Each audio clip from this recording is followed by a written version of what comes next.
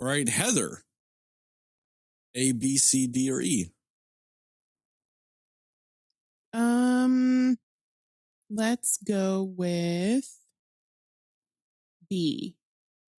So you said C? Okay, good. Glad you said C. Yes. C is what I meant. Yes. No, I will let you go again next week. I have a C to talk about. So you will get to go again next totally week. Fine. It didn't matter what, if you had said anything but C, even if it was Jastin, I would have done the same thing because I have a C. So do you know who announced their retirement from movie making this week? No. Who? Woody Allen. Like he was actually going to make a movie. Okay. What? Yeah. That motherfucker had the audacity to go, you know what? I choose to stop making movies now. That morose motherfucker. Wow. I used to love that man's movies so much too. God, I loved Woody Allen films. Yeah. But yeah, that motherfucker had the audacity to go, you know what? I'm going to retire from movie making. That's like if R. Kelly at this point came out and said, you know what, guys? I'm not going to make any more music. Exactly. Right. Come on, man. Come on. Yeah. Interesting. That fucker just had the audacity to do that. Maybe that's why I didn't hear about it, because I feel like most people are like, who cares? Fair. Yeah, maybe so. I mean, and I agree with that sentiment completely. It's just, it annoyed me. And like I still, you know, it still stings me a little bit. Just because I loved his movies. And he just had to be on all that fuckery.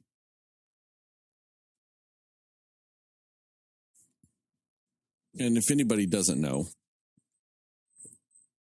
just Google it. I don't even really want to get into the fucking shit he did. And yeah. And he's one of those people. Don't come at me with bullshit of like, well, it's just accusations from like 30 or 40 years ago. I don't give a fuck. I don't give a fuck if it's just accusations, whatever. I think his behavior since then and some of the things he's put in his movies, because in every one of his movies, every single one of his movies, he's either in it or there's a character that represents him in it. And if you just look at some of the chicanery of the bullshit that he had put in some of his movies with that character, and like I said, just his actual behavior himself, if you just play simple connect the dots and go 1 to 2, you're like, yeah, no, this accusation is probably correct. Because, you know, why else would you marry your adopted daughter? Right. Exactly. Yeah. Like, and then you go and look at some of the movies and just the underage dating and all of this kind of stuff, you know, the older man with this extremely younger woman and like, you know, she wants this. She's doing this. She's inviting me in. She's, you know, she's the one controlling this situation and all this stuff. Like, you're a grown, it's like you look back at that stuff and you go, man, why didn't I see the signs? Like, oh, exactly. And you feel did not see this. So dirty, don't you? Yeah. Like when you go and you just look at it and you go, this man told us what the fuck he was for years. And just people then were surprised when the accusations came out. You know, and I like the way you phrased it, Jastin. Like, and you're right. I didn't think of it like that. Like, yeah, I thought of it, you know, like it's always the beautiful younger woman that his character gets with. And then, but you look at it, like you said, Jastin, it's always the she's the one in control. She's the one pursuing him. He's just a neurotic little guy that just doesn't know what to do with himself. And, you know, they're the ones that push themselves onto him.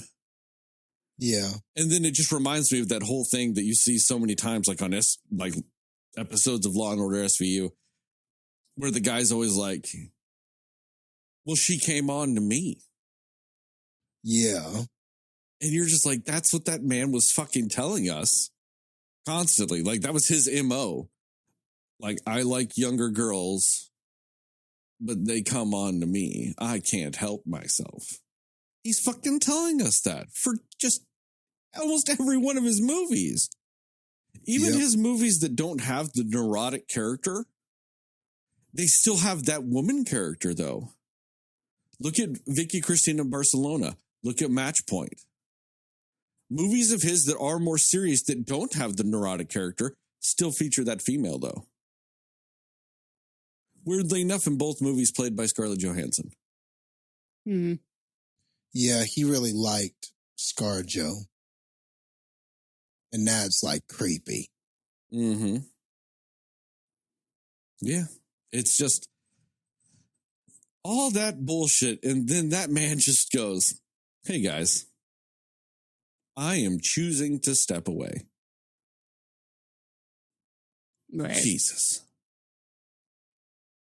It shows just how fucked his mind is. It shows that he really is so fucking disconnected from reality that he thought that was a thing. Even if he's trying to do that as like this weird fuck you to everybody and whatever, it's still like the warpedness of your mind to even think that that's what you need to do at that point.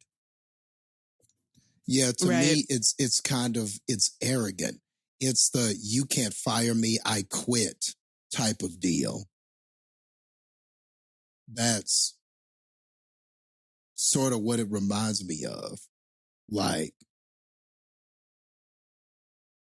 that trying to get in, trying to have some control over where your career is going and pretending like you have control when really this narrative and what you've done and the allegations and your behaviors have already controlled it. But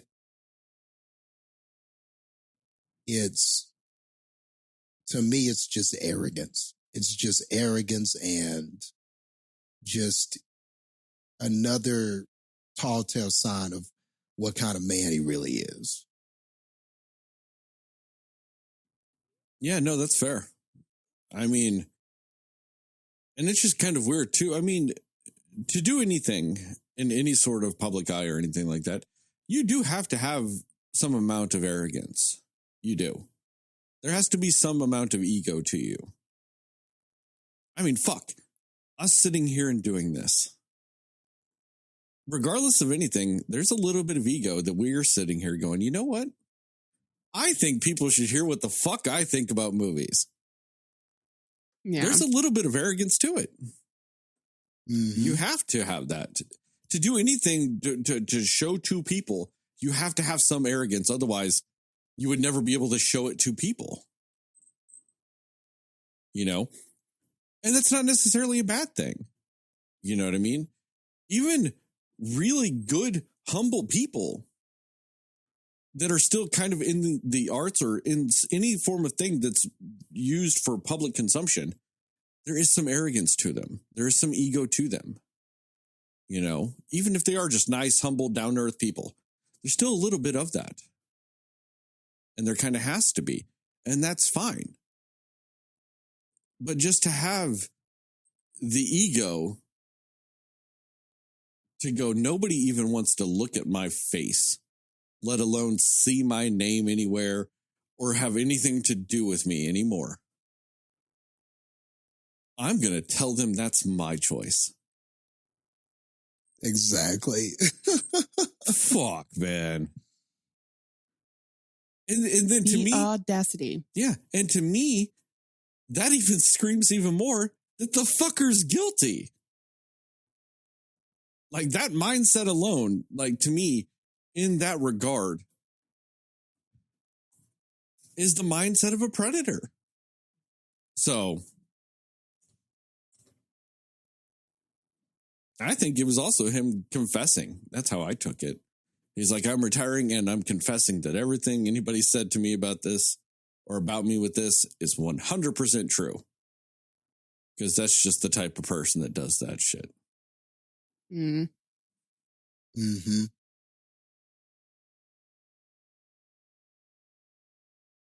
Yeah. No, I literally just, I want to say this happened like 1 or 2 days ago. Or no, 2 or 3 days ago. I'm sorry. Mm. Yeah, I saw an article in like, I think the New York Times talking about that. Below probably 10 other things that people care more about. Actually, I think I saw it on Twitter. It was just like their Twitter account posted an article back to like their website about it or whatever. You know what I mean? But if it was, I'm sure you're right, Heather. If this was actually in the paper itself, it's probably on like page 37, like buried in the who the fuck cares news. Yeah, or the people that are like, oh, he didn't already. See, that's why, like, I don't understand when people rail against the idea of cancel culture. It ultimately means nothing. I mean, can you technically be canceled if you're alive? I mean, I'm just saying, because you could always pop back up. Fuck, Louis C.K.'s doing shows and fucking recording CDs and doing podcasts again. So is TJ Miller. Yeah. I'm like, yeah, so it doesn't matter. Yeah, don't sit there and fucking complain about cancel culture. These people are doing shit. It means you're canceled for like a year and then people forgot about it. And so they don't care anymore. I mean, all it really means is you typically go from making several $1 million to just a few million with these celebrities. Like, that's what it means. Like, you go from several million to just a few. You know?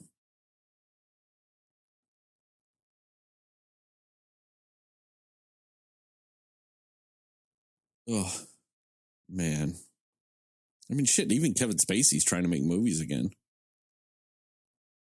Really? Yeah, I can't wait to not watch any of those. Right. Oh. Dude, he had a movie come out like 6 months ago. I mean, I think it was like straight to video on demand. But technically, yeah, Kevin Spacey had a movie come out very recently. I also just wonder, like, the people who are like willing to take that risk at this point too, that are movie makers, you know? They're the movie makers that actually they just want the publicity. They just want the talking points. Yeah, that's fair. They don't give a fuck. Like, they are kind of like that soulless side of Hollywood that cares nothing about that shit. But if you're talking about their movie, that's all they give a fuck about. You know? Mm-hmm. Any attention is good attention, sort of deal. Yeah, because there are people that will spend, $10, go to a theater and watch some bullshit like that. I'll watch bullshit movies, don't get me wrong, but I won't do it at the expense of furthering somebody like that's fucking career. Right. You know? Like, I'm not going to go do it for that spectacle. Like, I'm not going to go for a movie that was apparently rated like a 0% on Rotten Tomatoes with Kevin Spacey in it.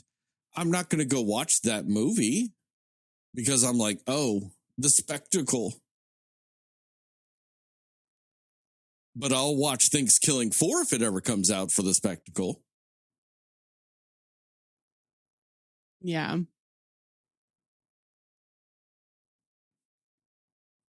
I don't even remember what the name of that movie was. The Kevin Spacey one or the Thanksgiving 4? Thanksgiving 4. Oh, I'm just saying that. I'm just saying if a Thanksgiving 4 comes out, I'll watch it. Because that's the good kind of spectacle.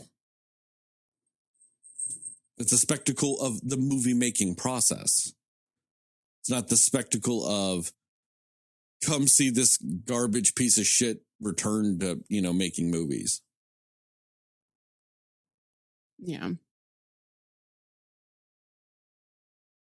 Anyway, Heather, next week, I'll get you back. Sounds good. You'll get to actually make the choice. Unless something else happens. Unless something big happens. And then maybe not. Yeah. And mainly because I have to push Jastin off for at least another week, because it's not like I could go, well, how about them Cowboys, Jastin? Because his Cowboys won a game I thought they had no business winning. Me neither. I was shocked. If you had asked me on Saturday, what is your most confident pick for Sunday or for this weekend's games? I would have said the Cowboys losing to the Bengals. 100%. Not even being on bullshit. Just you lost your star quarterback going to a guy that sounds like a fucking Gold Rush character from a 1980s movie as your quarterback, going up against the reigning AFC champs that, yeah, had a bad game the week before, but, you're thinking Joe Burrow's going to bounce. He's Joey Hollywood Burrow. Yeah. You don't think he's going to have two complete shit games in a row? Yeah. It felt like a bounce back game for the Bengals. It really did. It had all the ingredients, and that offensive line is worse than we thought. And they spent $70 more million to make it better. I know, and that's the crazy thing. They thought it was better. And this man has been sacked 13 times in 2 games. 13 Dude, if you times. go back, if you don't even count this last game, if you count just the first game of the season and go back the Super Bowl, the AFC Championship, and the divisional weekend of the playoffs, he was sacked 26 times in 4 games. That is crazy. They're going to get that man killed. Yeah. And it's sad because he's so good. And if he just had a little bit of time, and he's got enough talented receivers, and it's just sad that they can't protect him. But yeah, like I was going to sit here and say, and I can't even say anything either, because apparently my Titans fucking forgot how to play football over the offseason. We look like the Titans of 7 years ago and just suck. Man. We got blown the fuck out on national television. I know, buddy. It was sad when we watched it. Just blown the fuck out. We looked so good in that first drive. Oh, man, we looked so good. I was like, okay, this is going to be a game. We're just going to be trading touchdowns. It's going to come down to the wire. And then even at halftime, I was like, it's not out yet. It's not done. It was like 17-7 at half. I'm like, okay. We came back from more than that when we played them last year. Like, it's fine. And then it's 41-7 with like 5 minutes left in the third. I'm like, oh my God, please just end. Just end this game. We couldn't even get a garbage time touchdown. We were playing so poorly. We couldn't even get a garbage. They had their second stringers out there, and we still couldn't get any more points. My Titans looked like what I thought your Cowboys were going to look like. But like I said, I can't say shit about the Cowboys right now because they fucking won their game. Well, that and the Buffalo Bills just damn near look unbeatable. Like, it just seems like when things are going right, like, unless they beat themselves, you can't beat them. Like, that's what they look like, that team this year. But we'll see what happens. I mean, we'll see. I'm not willing to say that yet, just because they played the Rams. Now, I know the Rams are the reigning Super Bowl champions, but the Rams were also built to win the Super Bowl last year and just be a competing team this year. It's kind of what the Rams were built to do. Man, they crushed them. I know. I mean, they absolutely crushed them. They did. And then they beat the Titans. I'm not going to lie. At this point in the year, that's nothing to write home about, apparently. Apparently, we just suck again. So, beating the Titans is kind of, going to be something that a lot of teams apparently going to do this year.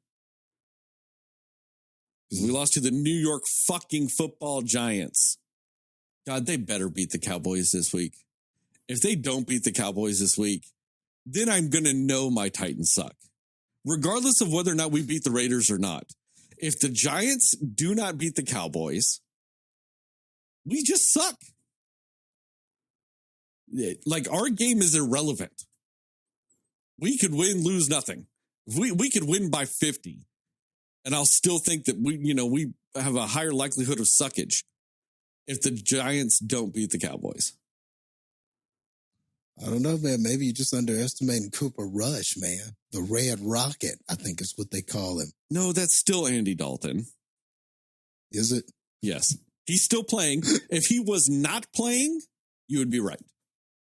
Okay. But he's the backup quarterback for the Saints. Okay. So, yeah, I guess he gets to keep his name. Keep it. But I don't know. Maybe there's something about this Rush, buddy. There's something about this Rush. God, that sounds just like a 90s fucking name. I know. What it sounds made up. His name's Cooper Rush. Oh. It does sound written. It sounds like some bad sports movie where Cooper Rush is the replacement quarterback and he's got to deal with his family issues and his innermost problems whilst trying to quarterback a team after the head quarterback goes down with an injury. It sounds like a movie. Or he sounds like the bad team or like the evil team's like preppy quarterback. Yeah. Like wearing his eyes odd and driving a Thunderbird going, "You guys are too poor to beat us. I'm Cooper Rush and we're the winners." Yeah. And he makes bad puns based on his last name, bad rush puns and stuff like that. And we're going to rush past you guys when we win the game because you're poor. Yeah, that kind of stuff. Because it's horrible. It just has to be like I said in the 80s where the preppy people always have to bring up that the other people are poor. And that's why they can't win, because poor. God, that was such a theme in the 80s. We're going to win the competition because we're rich. You're the poor people. So many 80s movies. Anyway, we need to talk about this movie instead. So, Are you guys ready for that? Yep. Yeah.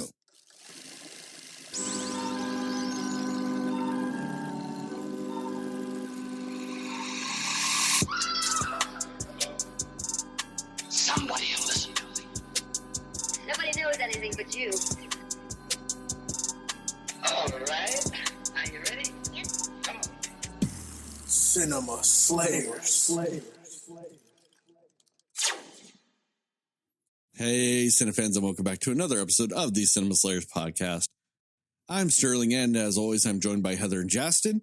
And tonight we are going to talk about what we liked, didn't like, and everything in between with the new movie, The Woman King. We will go spoiler-free recommendations and scores, and then into a more spoiler-centric section with time codes in the description to allow you to jump around if you so require. And that is included in both the podcast and YouTube descriptions. And with all that, Heather, our Woman King, what are your thoughts about this movie? Nice. Well, I feel like it's a weird thing, and you guys will understand it later that I have to preface this, but at face value, going into this movie, not knowing anything about the background or history of what the story was based on, that's what I'm going to give my score off of for this. And then we'll go into maybe why that might change later on. So at face value, I think this movie was great. Like, I think the acting performances were amazing.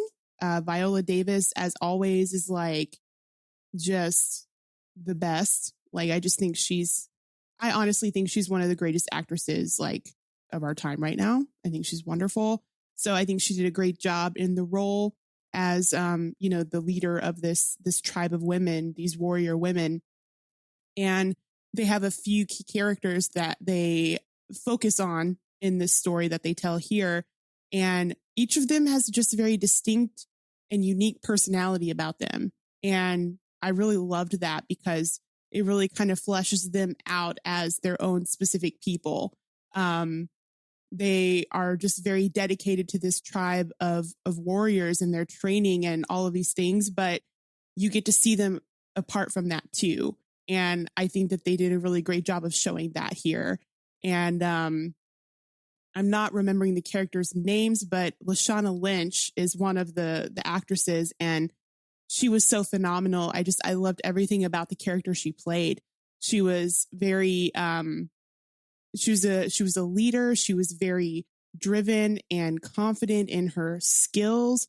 But you could see that softer, maybe not softer, but you could see that side of her where she really did want to look after the other people and make sure that they were also going to be trained up enough to help protect this tribe as well. And there's another character who's a younger girl who comes into this tribe of women, and I loved everything she did. She's just, every time she's on screen, she's just so captivating, and she just takes up that space so well.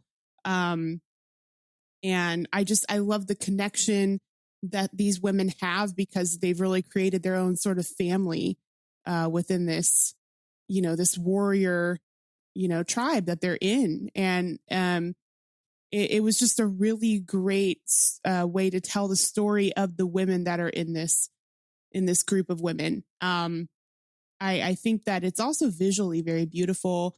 I think the costume design and just everything that they do, you feel like you're in this world with them. So I think they did a great job with that.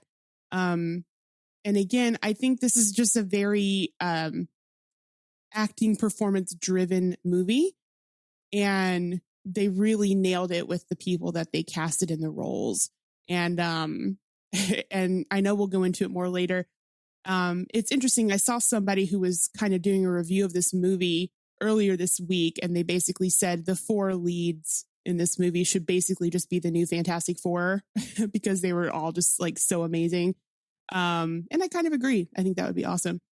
But yeah, I think the way they told the story, it didn't feel, I feel like they paced it pretty well. It didn't feel overly long. I don't think that they lingered in parts of the story that they didn't need to, but they kind of touched on, they touched on romance, they touched on action, they touched on the training, they touched on the deeper things going on in this community. And, they touched on a lot of different things in the time that they were given, and it didn't feel overly long. So yeah, I think overall, I really thought this was an excellent movie. So that's my first take on it. Jastin, our resident man king. What about you? That's funny. This, man, it's like, after learning more information about the background of the film, I'm kind of in this weird place. So I'm just going to kind of mimic Heather and just sort of talk about how I felt about the film. And then as we are dissecting other things that we learned about the film, how it compares to the true story of the Agoji women and all of that, then, maybe we'll arrive at a different place. But as a film, I really enjoyed this film. I thought that it was a great film, honestly, just looking at the story of itself in a bubble. Like, all of the acting performances, like you pointed out, Heather, were great. I loved Viola Davis. I loved the young trainee, which I don't want to butcher the actress's name, so I'll just say the character named Nawi. She was great. I loved this story about how she came to the Agoji, how she learned about it, what winds up happening with that story. And they kind of went a direction with it that I didn't see coming until, of course, you were supposed to see it. But it sort of went a direction where I was like, I didn't know they were going to go that deep with it. And then I thought I wasn't going to like how that story came about, but it ends with that character, but it all ends in a very, I guess you could say, crowd pleasing, satisfying way, but not in a corny crowd pleasing way. It ended the way that it ended with a strength and a conviction and a sort of, empowering outlook that the film sort of has throughout. And it maintains that and it keeps that. And I did also like all the humanity that was brought to these characters. It wasn't just like it was this movie where it's like, look, they're Africans, they're black, and they're badass, and that's just going to be what the movie is. I like that the movie showed the humanity of the characters. We not only got to see this ferocious, militaristic side of these women, but we also got to see the very emotional sides of them. We got to see things that they care about, their worries, what they've gone through, the things in their life. We get a little glimpse of some of the things in their life that have hardened them to become these female warriors. And while ultimately, why they have the strength that they have and why that is something to be respected and to be feared, and also something that's somewhat inspiring, because there aren't really too many movies like this. And I think that that's something that's definitely worthy of being said. I mean, yes, we've seen movies where it has strong black women and stuff like that. But I mean, to me, it's like this and Black Panther, where you really see African women put in a powerful, meaningful position. Not so much just African American women, but African women, dark skin, and they look powerful and they have a presence. And the movie is just all about unapologetically showcasing that. There really aren't a lot of films that depict them that way. Normally we've talked in length and before about how Hollywood sort of has this affinity to the lighter you are, the better you are. And how sometimes the lighter your skin tone, the more opportunities you get, the better that you're portrayed, et cetera, et cetera. So for me, understanding that and being aware of that, it was a breath of fresh air to just see them presented so well, to see this skin tone, if you will, presented in a way that didn't feel like it was saying that they were, everything in this movie was really good. It was good about saying, look, they're beautiful too. They're strong too. They have concerns and things like that that are compelling. And it seems weird to just be saying all those things. It's like, well, doesn't every movie try to have those things for their characters? Yes, but you don't see it too often with this. So this felt like something more in that way. It felt like something a little more powerful in that way because we are getting a showcase like this. And yeah, as the story plays out and as you learn about each of these character stories and the women are all interacting with each other, I just found those interactions compelling. I thought that they just had a way of telling the story where I was never bored with what was happening. I was hanging on to every detail. And with that being said, this was a military sort of group of women that fought to protect this tribe and this kingdom. So that means that there's going to be some fighting and there's going to be some choreography and there's going to be some fight scenes. And I thought that those were done well too. Now, obviously, we talk in length about how, when you do a lot of jump cutting, that can be problematic and things like that. And yes, there was jump cutting in this movie. None of these women are trained fighters or anything like that. but I still thought that the fight scenes were effective. I just found them, and maybe it was more from an emotional standpoint than maybe a choreography standpoint. Like, it wasn't like I saw a bunch of flips and dives and, flip over the person's shoulder and all of this stuff. It was more brutal fighting, like just grabbing a person, forcing them to the ground. It felt more like visceral and just gruesome's not the word, but I think I said it right. It was much more physical than it was finesse, and it was a lot more intense than it was like flowy or like synchronized. And I think that helped the fight scenes. That helped me enjoy them. If you can't be like John Wick and come up with all these interesting concepts and tracking shots and all of that stuff for your fight scenes, well, then you have to nail them emotionally if you can't do those things. And I definitely think the film succeeded at that. So even the fight scenes, I found them engaging for those reasons. Ultimately, I do think that this is a good movie.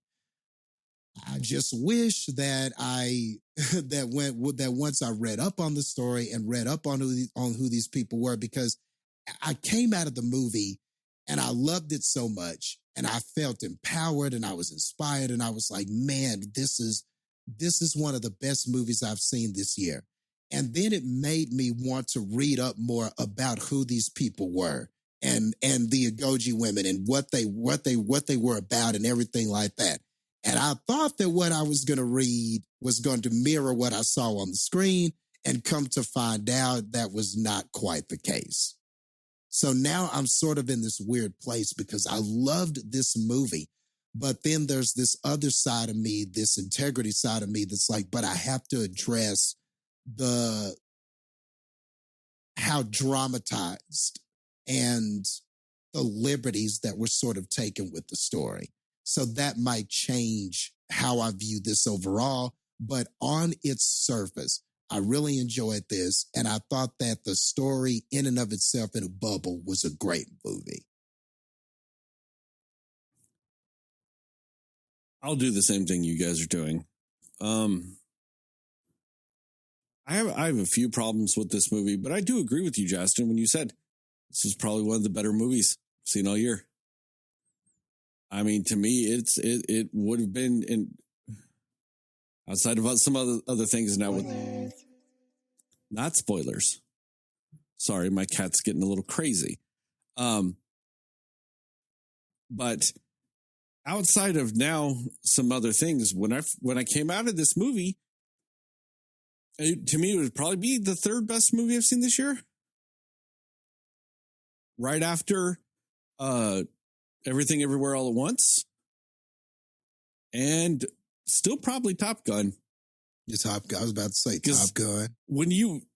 I know that type of movie is not for everybody because it's 100% pure gloss Hollywood. It's not everybody's thing, but I mean,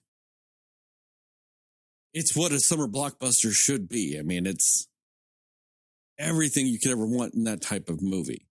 So yeah, it would have been right under those. Like, I mean, should I say that this is better than Top Gun? Probably, because, it's got all the acting. It's got all the things that quote unquote make a better movie.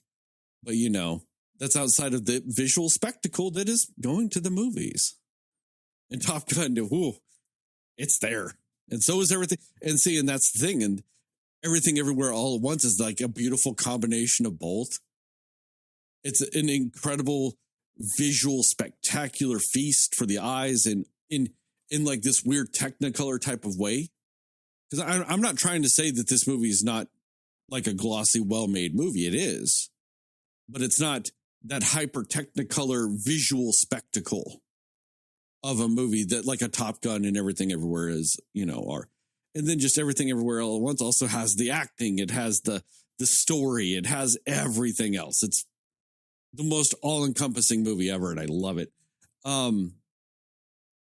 did this sort of feel like a Braveheart or Yes. like a Gladiator or something like that? It felt like one of those just like raw, kind of inspiring, kind of historical pieces where every now and then a movie like that comes along and it's just, I hate to say it, but maybe back then in that time, Ben-Hur could be an example of that. Like, sadly. I know it's Spartacus. an eye roll, but we got to acknowledge at that time that was this movie. Like every now and then that movie like this comes along and it's like epic and fierce. And it makes you just go, huh, when you stand up out of the movie theater, you're just like, oh, yeah, man, that was a damn movie. That's like what this was. Yeah. I mean, that's what this was. And that's oddly enough one of my complaints about this movie. Because the first two you mentioned, Braveheart and Gladiator, those movies were also both rated R. I kind of feel like this movie should have been rated R. Yeah. I'm not going to really stick on the movie for that. But at the same time, we saw like 9 different throats get cut with like a drop of blood. And visually, that kind of takes me out a little bit. Ultimately, the movie is good enough to make up for it. But it bothers me a little bit when I'm watching a very brutal and intense fight scene. And an episode of House has more blood than this movie did. I didn't think about that in the moment of watching the fight scenes, but yeah, you're right. It didn't have that gore aspect of it. It didn't. And I mean, it had everything else, though. It does. It just didn't have that. And yeah. Unfortunately, I can agree with you on that. Unfortunately, while I'm watching the movie, it took me out a little bit. Because I would see these brutal fight scenes and I'm like, no one is bleeding. And I was so confused because I thought going into this movie, it was rated R.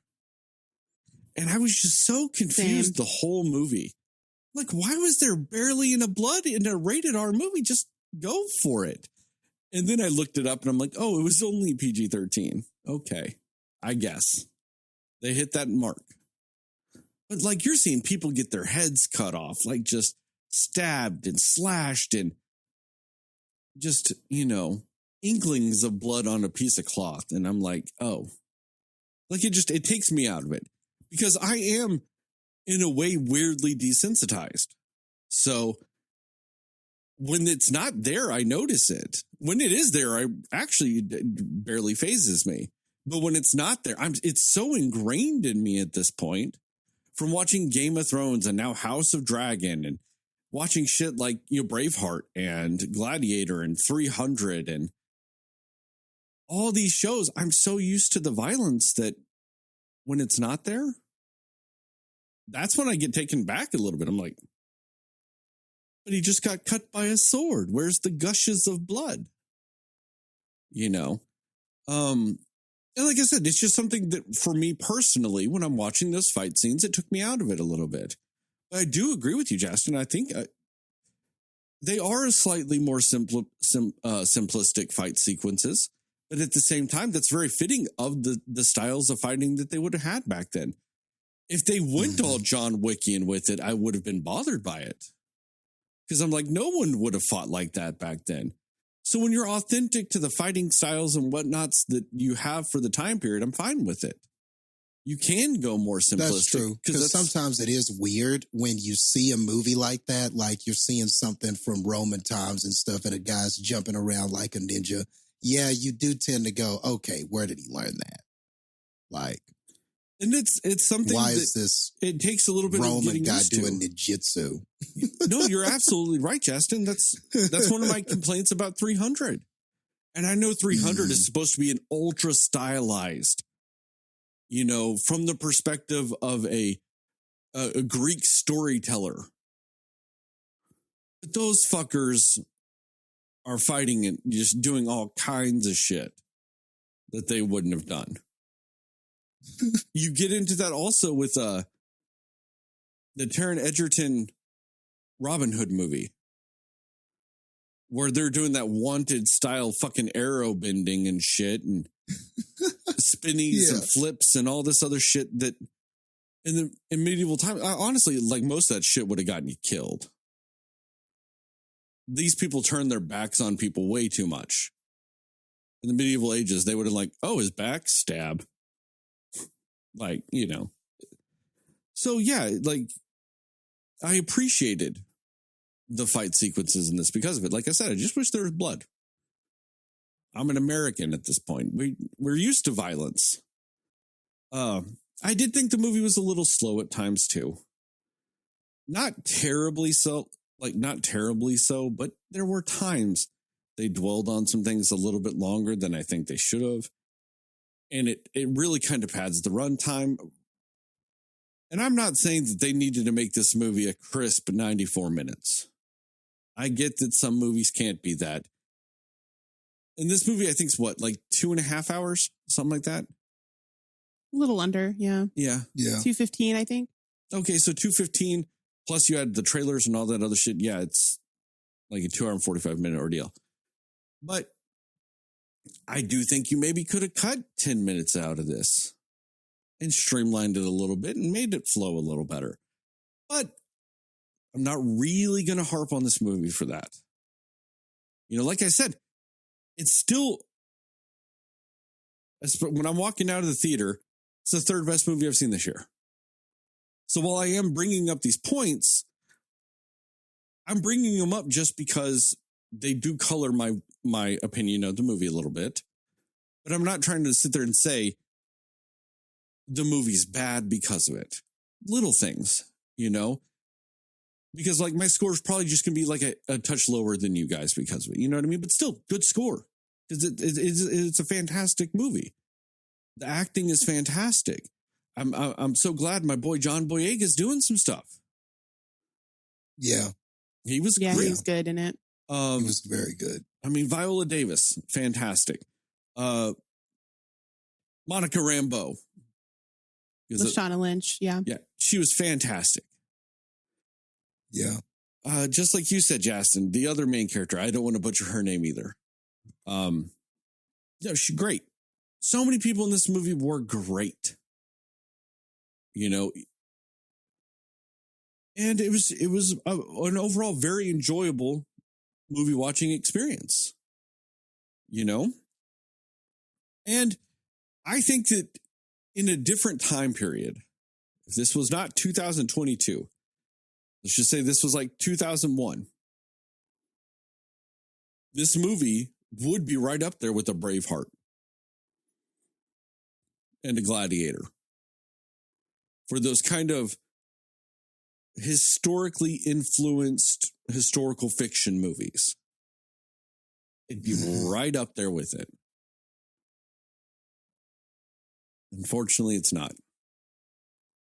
And it goes back to what you guys were talking about with other things you found out with it. And it does taint it a little bit. It does. Like when it boils down to it, if this was another time period, like I said, this was 20 years ago, man, we gave no fucks about that shit back then. Mm-hmm. Even back when Green Book was made, apparently, too. That's fair. That's fair. So only people, a few years ago, so many people gave not zero fucks about historical accuracy with that movie. I mean, and it goes back to some of the things we've talked about. At least this movie wasn't a white savior movie with it. That is very true. I mean, at least with its historical inaccuracies, at least it wasn't a white savior movie like Hidden Figures or The Help or Green Book. At least this movie had the wherewithal to at least not go down that route with its rewriting of history. And it really is a dilemma. Because it's like you guys said, does it stay my third best movie of the year? Yeah. Like on a strictly movie making standpoint? Yeah, sure. Of course. Yep. On a cultural and realistic Historical. standpoint, does it? I don't know. The thing is it might actually be able to take a hit points wise and still might actually be my third favorite movie of the year. Yeah. It was really well made. I don't think I've liked that many movies this year, honestly. This movie might be able to take a 15-point hit and still be my third favorite movie. You know? Like, I'm really trying to think before this movie, what was my third favorite movie? I don't know. You know what? It might have been The Black Phone. That was not a bad movie. That was probably one of mine up there. Oh, that's gross. Black Phone? Yes. I thought you liked that movie. It was fine. That's the problem. Oh, as to be like the third best. It's fucking September in a movie that I'm just like, it's fine. Is that my third favorite movie of the year? Fuck me. I honestly thought that was a good movie. Like, that's up there for me for this year. Yeah, you liked it infinitely more than I did, though. I mean, I'm not saying it was bad, but I'm just saying I was like, it's good. I think I gave it a high 60s, low 70s. And you might be right, though, Heather. That might be my third favorite movie of the year. Fuck. I know we still have a lot of year when it comes to movies. There are so many movies still coming out this year. But should a movie in the low 70s be my third favorite? Like I said, this movie might be able to take a 15-point hit and still be it.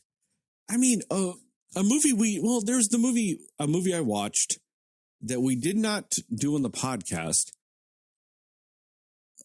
that actually might be my third favorite movie of the year, and that's The Atom Project. Yeah, that was a good one. I did really like that movie. I didn't see that one. The Watcher. Watcher. It is good. The Watcher actually might. Ooh, The Watcher actually might be my third favorite movie of the year before this. The Watcher. Is that that scary movie? Yes, that is pretty good. Actually, it's the movie that men Micah wanted Monroe. to be. Yeah, but wasn't. That was a pretty good movie. Yeah, because it was very Hitchcockian, and that kind of always leads towards shit I like. Yeah, but I mean, oh man. Yeah, The Watcher was good. I'm really just trying. I'm literally looking, like pulling up. Okay, no, it is not my third favorite movie of the year, and it wouldn't have been. It would be Nope. Can't believe we forgot about Nope. That's right. Nope would be my third favorite movie of the year right now. Nope might be actually tied for second. Nope and Top Gun. Yeah, I can put them together. I'm fine with that. Yeah, that's fair. I don't know why that fell off my radar. Good. Nope was dope. Yeah. There's a Scandinavian movie, The Hatching. That's up there. It's a very weird movie. Is technically The Harder They Fall this year? No, I thought that was last year. That was last year? Okay. Yeah, Harder They Fall was last year. Okay. I mean, shit. It must have been the end of last year. Outside of that, I mean, apparently, as weird as this may sound, because I was not as high on this movie as you guys were, but The Unbearable Weight of Massive Talent's up there. Shit. Yeah. I forgot about that one. It's been a very weird year for fucking movies. Right. Okay. Outside of all that, back to this movie. All right. So this movie would have been number 4. Because yes, Nope is better than this movie. So yeah, this would have been my 4th favorite movie of the year. So, yeah, it still probably could take a hit and still be up there. But yeah, it's such a shame that this movie had to do it'll be the first thing we talk about in spoilers. So it is what it is. Yeah, though, that really is a shame. Like, and the funny thing is kind of like you, Jastin, where just like you, I wanted to read more, or I wanted to find out more about this story and all these things. And all I had really done at this point, before you brought up the other stuff today, was I had found out that Viola Davis's character was more or less made up. I had found that out. I had researched that part of it, and stuff like that. I hadn't gotten to this other stuff yet. And then you pointed it out, and I'm like, son of a bitch. I'm not gonna lie, I'm glad that that's something you brought up before we got to this movie, because fuck me anyway. Yeah. Anyway, you guys want to go recommendations, scores? Yes. Yeah. Recommendations and score. Funny thing is I'm actually thinking about it. I'm like, there's not really too much to spoil with this movie. It's kind of, your average movie. Anyway, Jastin, recommendation and score, go. Yeah. Despite some of the things we'll get into later, I still do think it's a movie worth recommending. I think overall, like we have all said, it's a good film. It had great acting, and ultimately the story is a satisfying one. I think that it's a movie that people should go see and should enjoy. And it's great that movies like this are being made. Man, there's just so many like good things about why a movie like this should be made and why people should just go see it and everything like that. It's just, man, and I just want to make that case, and I just wish everything was okay. Like everything was okay, even the background of it and the history of it and everything. So I could just be like, yes, go watch this movie. Especially in light with all the flack that the Black Ariel is getting and all of that stuff. You know how you dispel that stuff? You go see Black films. You just go see them. You just go watch them. You spend money on them. And not just Black films with people of color, films of different cultures, films that show a different perspective. Go spend money on those. That's how you deal with a backlash like that. That's how you deal with the why do we have to have Black character this, or why do we have to do color character this? The best way to dispel that stuff is to go watch movies like this and go support movies like this, because then more of them will be made, more of them will be greenlit, and that is really how I think cinema and movies as a whole get better. So there are those reasons for why you should go see this movie. And then, unfortunately, there's the other part of me, though, the critic in me, the cinema slayer in me, that is like, but damn, man, like, I don't like when we sort of do this in Hollywood, and we do this all the time.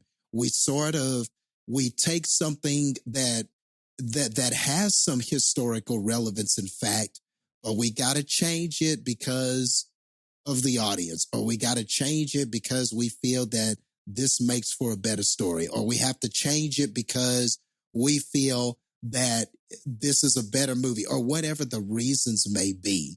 And sometimes those changes are like, okay, they changed it slightly, but still they got the general idea across, and I can forgive it.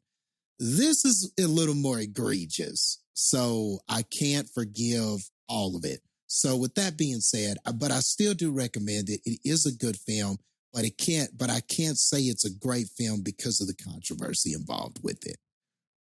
So with that being said, I'll quit rambling. I was going to give it a 95. And I was like, should I knock?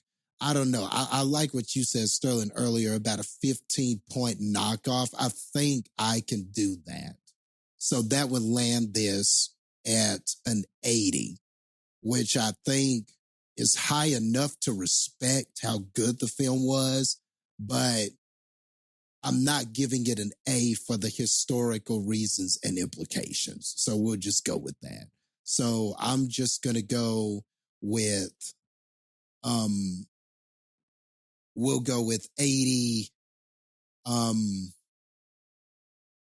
Awkward conversations in the bathing pool that seem to happen all the time out of 100. Heather, what about you? Yeah. And real quick, though, I do want to say that somebody that I hadn't mentioned specifically yet in this was Sheila Atim in this, who plays sort of Viola Davis's like right hand person. I think she was phenomenal in this as well. I loved everything that she did. She was excellent, and I just couldn't think of her name in the moment. But yeah, I want to also recognize her because I think she did such a fantastic job. I loved her character. I loved everything that she did with her character and how she just played off of Viola Davis's character so well. So I just wanted to mention her as well. She deserves some credit for her role as well. Yeah, I'm again similar to you guys. Like it's such a well-made movie and it's so well acted, and it's just, while it is, I agree with you, Sterling, that it is a very like, it's a standard movie in that sense. But it's a unique story. It's got some unique elements to it that I haven't really necessarily seen in other movies before. And I think the idea of this movie about this group of women who are just these fierce, crazy, awesome warriors is like the greatest thing to see. And I was so excited about this movie, and taking it at face value, it was exactly what I would want it to be.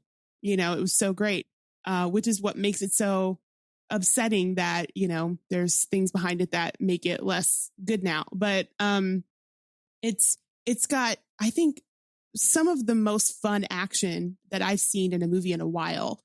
I loved the choreography of the action and the moves that they were doing to like win, and just all of the action sequences with the warriors were so good. Like they were just fun. They were entertaining. Like I just wanted to be like, yes, that was an amazing badass move. That's so cool. And just obviously you could tell the work that they put into like doing these moves. But I just think the action and yeah, just the fight scenes between them were so great. And yeah, just the storyline and just some of the character growth that you see in most of the characters. Most of the main characters have some level of growth in them that is really endearing in a way.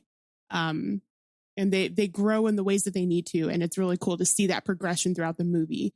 But yeah, I think I do think it's worth a watch. Like I do, but I think now you have to kind of take it with a you know, grain of salt and just say, okay, realizing that this is not the necessarily accurate portrayal of this you know, actual tribe of women. But yeah, I think it's just such a good movie, and that's what makes it so difficult to like not want to keep the score that I wanted to give it, which I wanted to give it a 93. So yeah, I'm gonna knock it down as well, but I think I'm also gonna knock it down to an 80. I think it's worth an 80. So now, you know what though, the 15-point rule makes sense. So 78. I'll give it a 78. 78, sharpening your nails to use as a weapon to stab people in the neck out of 100.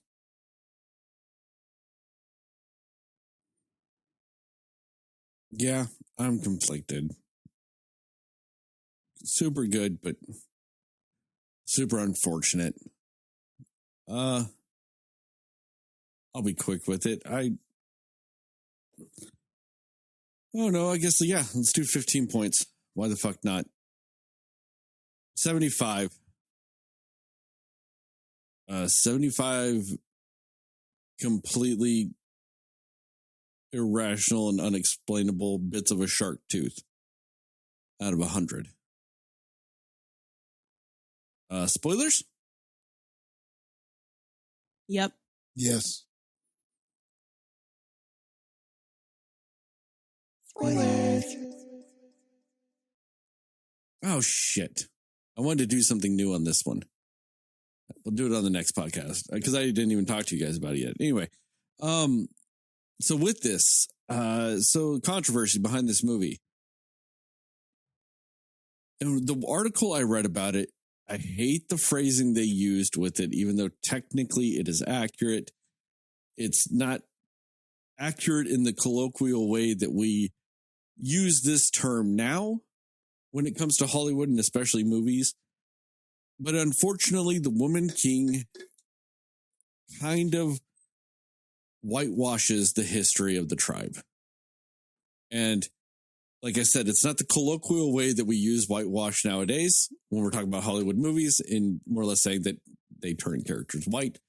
But in the traditional sense of what actually whitewashing means is to give it a cleaner image than what it was.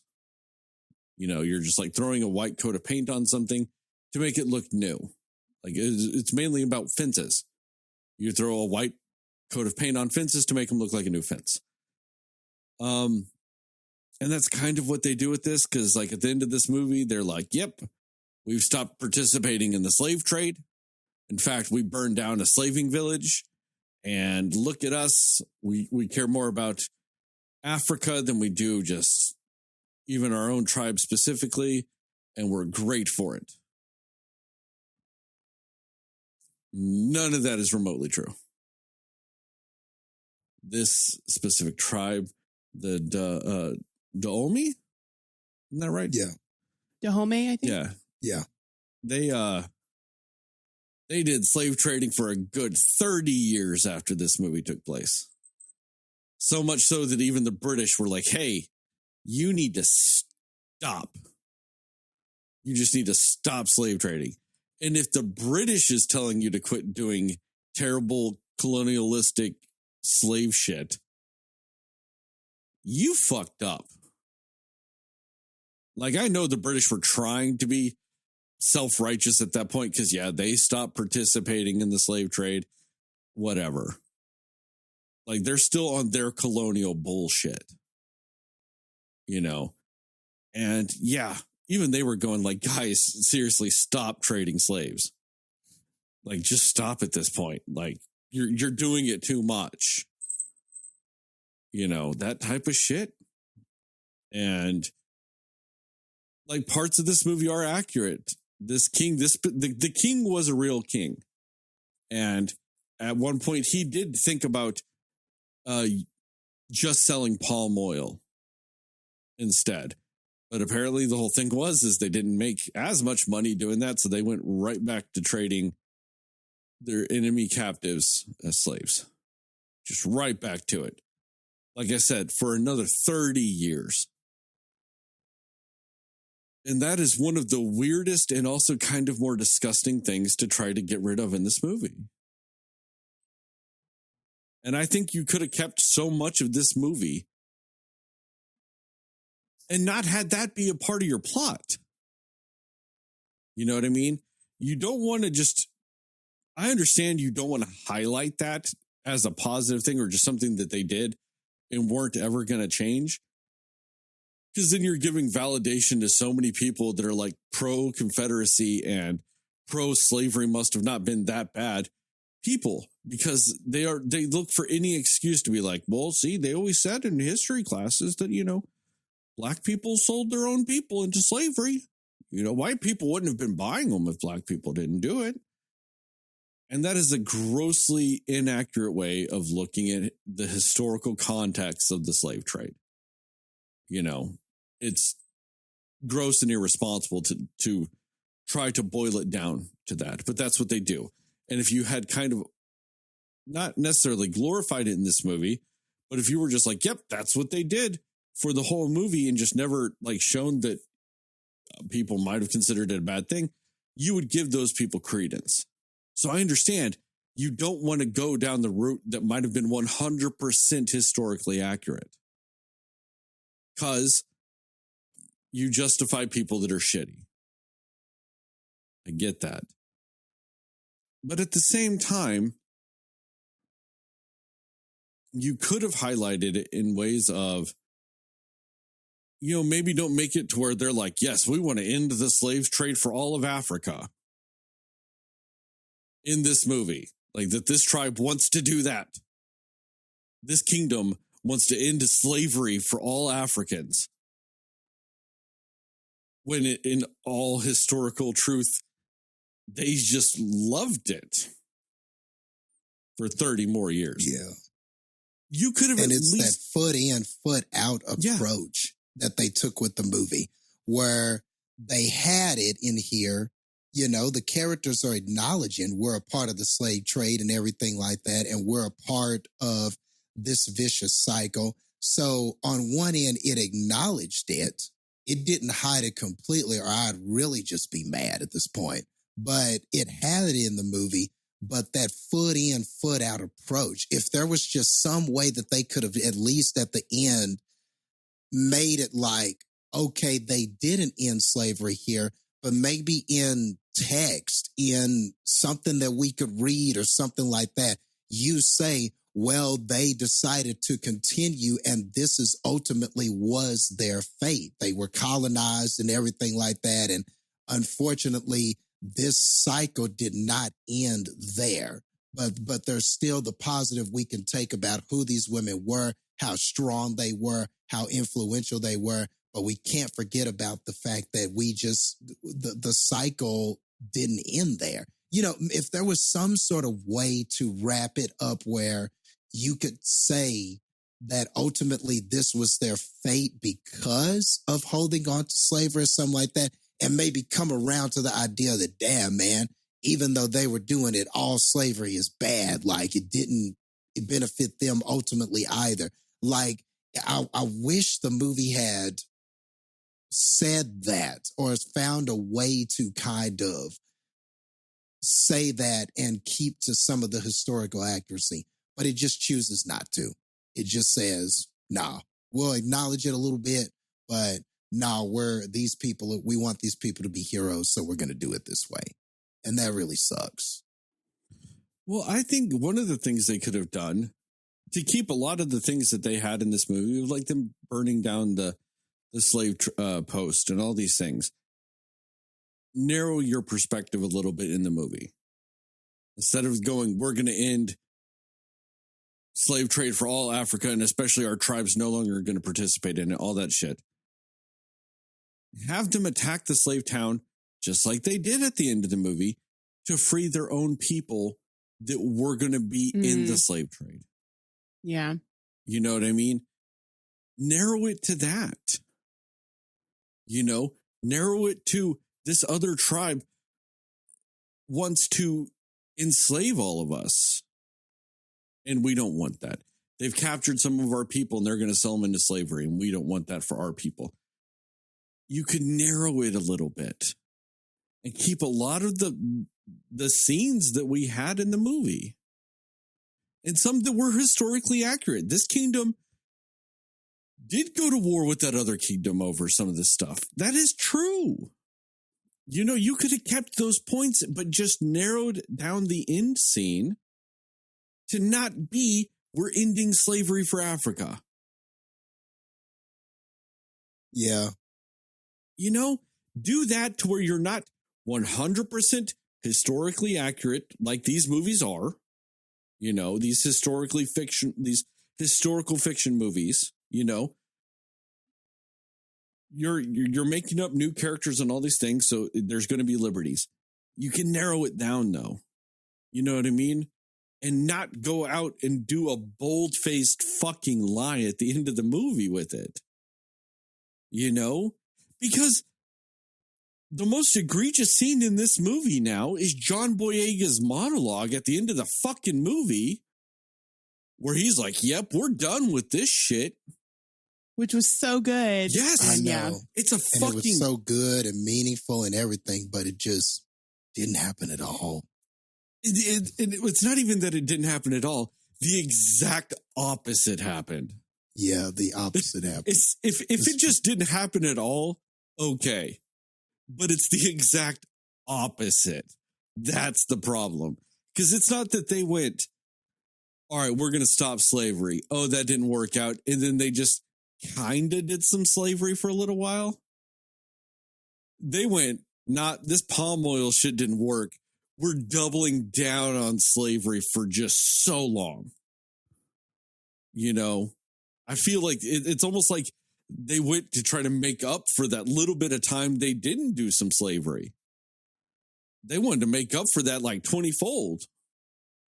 Because like I said, they went so long with it that the rest of the world had more or less stopped slave trades at this point. And they were still going, nah, we're going to slave. And that's the insulting thing is like you have that. And that's what makes it so bad is John Boyega acted his ass off in that scene. It is so good. It's a very well written scene. It's an impeccably acted scene. It's utterly fantastic. And it's just the exact opposite of it is the truth. And you're just like, fuck. It is so deflating. And I just, like I said, if you had narrowed your focus with it, maybe it wouldn't have ended up ringing so hollow. And that's kind of the problem. Is this movie, when you first watch it and you don't know this shit, it's inspirational. And then when you learn the truth, and you want to learn the truth because this movie's so good. That's the fucking downfall of it all. This movie's so fucking good. You want to learn more about it. You want to know more. Because you're just so enthralled with what you just saw. It makes you want to learn more. And then you learn the truth and you're like, it's all a fucking lie. Yeah. It's so deflating. Now it's got an asterisk next to it. Yeah. And it's deflating. Like, yeah, it would be different if it was like they prefaced this movie at the beginning saying like, this is what we wish would have happened. But that's not at all what they did with it. So as kind of weird as that would be, because no movie's ever done that. Right. I almost wish they would have. Yeah.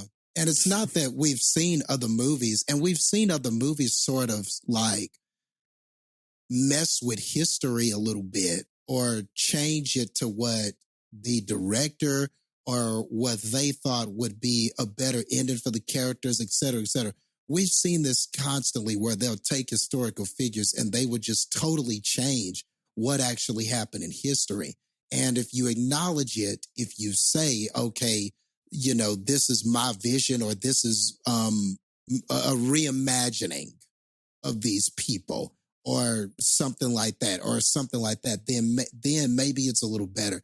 But the movie just kind of plays like, yeah, this is based on some true, it does the whole thing that we talk about that we don't like, where it goes based on true events and, you know, but really when you delve into those true events, it's like, well, damn, man, none of this really happened this way. Damn. So you made up hella, but it coins itself as, oh, it's based on this amazing this inspiring true story. It's not an inspiring true story. This fabricated story is inspiring. The true story is not, you know? So that really sucks. Like, what was the Quentin Tarantino movie with Brad Pitt? Once Upon a Time in Hollywood. Once Upon a Time in Hollywood. I think that's a good example where he took those murders and Manson and all of that stuff that happened. And he took those murders and in the movie, it all happens a different way. You know, we've got these, I think that's a kind of a good comparison. We got these made up characters, you know, the Brad Pitt character and all of this kind of stuff. And then what we did was we sort of changed what happened with the murders of those people and everything like that. We sort of changed it in the movie. And in that movie, I was cool with it because Quentin Tarantino wasn't trying to act like this shit really happened. Yeah. You know? Right. He straight up was like, this is my reimagining of the story. This is what I wish would have happened, or this is something that I would have hoped happened for those people. I wish that there were some people there that could have killed those guys, and on those actors and those people and that actress did not die. You know, this doesn't really do that at all, really. Yeah, because I mean, we are used to movies doing that. Braveheart glorifies William Wallace. William Wallace is nothing like in the movie Braveheart. Fuck. Yep. One of the most iconic scenes in Braveheart is whenever the Scotsmen all lift up their kilts to the English army, like as a big fuck you to them. Kilt hadn't been invented yet. Little things like that. But, you know, we're used to it. Gladiator. Commodus, Joaquin Phoenix's character, wasn't really anything like that. I mean, he serves his place in the movie because he did love the gladiator pits. He brought back the gladiator fights, you know, which also is glorified in a different way than what they are. Weirdly enough, and Jastin should appreciate this, the Roman gladiator pits weren't really just like ultimate fights to the death. They were actually old school Roman versions of professional wrestling. Professional wrestling. Yep. It was scripted. I read about that a few years ago. It was It was scripted. You weren't really trying to hurt each other. They were just, you know, they would make big superstars out of people and shit. You know, like it wasn't anything like everybody made it sound. You know what I mean? It's way different than what we've had portrayed in Hollywood. Just to go back to what you were talking about, Justin, we're used to Hollywood making shit up.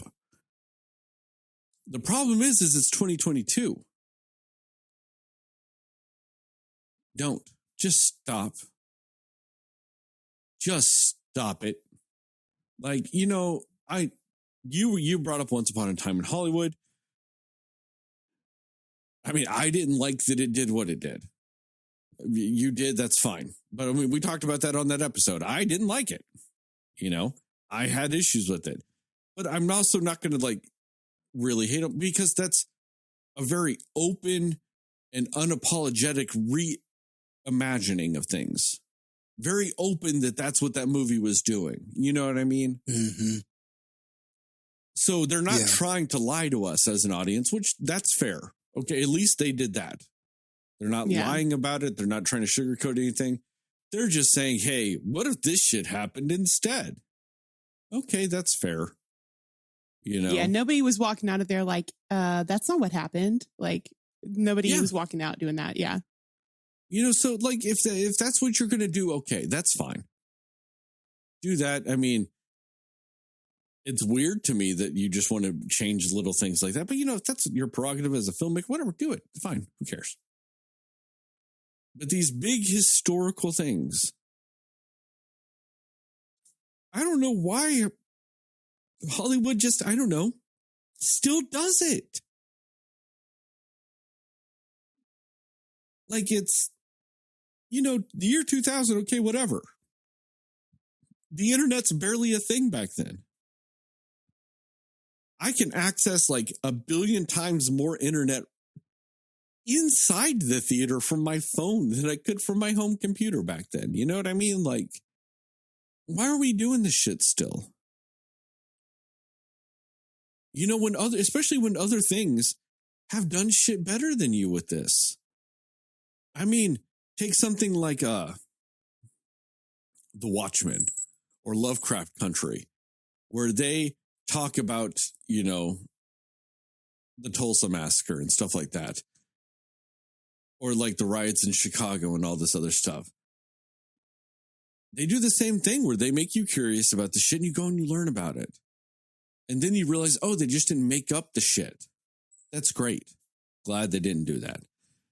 You can do that with this too. And like, especially because like the character they made up, I mean, technically they made up several characters, but like the main character they made up with Viola Davis, like, okay, that's fine. Nobody's mad at you for that. Nobody's mad at you for making up this character. It's the fact that you made up history just to cover up shit you know, that, you know, I guess they felt like it would take away from the message of the movie. Okay, then write a different movie. You know, you're already making shit up. Make some more shit up then. Don't tie it directly into fucking history, into real world shit then. You know what I mean? Like, there's so many things you can do with that shit. And especially when you're talking about slavery, that's such a serious thing, and what happened to people, and so many people died and stuff like that. So it feels incredibly just short-sighted, Tone deaf, wrong, I guess you could say, if you want to use a simpler term, to sort of paint these people as these heroes that wanted to get rid of slavery in their culture, when really we know for a fact that there were all these people that they tortured, that they were complicit in helping to be tortured, stalked, put on those boats, killed, everything like that. And these people were complicit in it too, you know? And that just sucks. I get that you saw these people and you're like, what? There was an all-female, like, army. There were these women and they protected this kingdom. And that is and this all happened in 1823. That's amazing. That is an amazing sort of inspiring type of thing to know that these Agoge women existed. But you also got to acknowledge the ugly side too. You can't like sugarcoat and tiptoe around it and then just completely change it. You know what I mean? I get that the director, and I think that the director and even Viola Davis sort of spoke on that in interviews, and about how the difficulty getting this screen lit, and how they felt that we had to take some sort of liberties, because without those liberties, people would come see it. People wouldn't appreciate this and stuff like that. But I don't feel that that's true either. You don't have to just change it or lie to people to get them to come see the movie. That is a mentality in Hollywood that needs to change for any story. And that is that Hollywood, we got to do it this way or it can't get made mentality. And that may not be the actor or the director's fault, like in a bubble. It's this culture that has created that pressure. But to continue to be complicit in it is a problem. And saying that, look, we did it this way because we had no other choice. Nah, man, we got to make the other choice. Even if we got to do it the hard way, even if you got to greenlit it or your own money or resources, or find somebody else to help you greenlight it, or do it on a streaming service because they were willing to play it and tell the story like it was. Whatever that has to be, we need to do that instead of always doing this. This is the what we resort to in Hollywood that needs to change. I mean, I completely agree with you, Jastin. And I mean, I'm also looking at you, Elvis the movie. Yep, there you go. Or Bohemian Rhapsody. God, movie's so bad. Anyway, but you know what I mean? Honestly, if they really wanted to do this and really wanted to highlight some of the things you talked about, Jastin, okay, why don't you make it a quote unquote entirely fictional story with these women warriors and all this other stuff? And when people go, man, why'd you want to do that? Didn't bring up like, oh, well, you know, we had the history with the Agoge warriors. You know, they really kind of inspired us. And we wanted to do something like that, but they have a very complicated history. And we wanted to just, you know, make a movie that kind of highlighted their positive things, but we didn't want to, you know, have to reconcile that with also the bad sides of that kingdom. So that would have been perfect. We used the inspirational parts to create a fictional kingdom with these fictional warriors to highlight the things that we appreciated. There you go. The outcome that we hoped would have been. Yeah. Yeah. That would have been perfect. Like that. And that, again, I think would pique the interest of people to say, oh, who are the Agoge warriors? Interesting. Yeah. You know?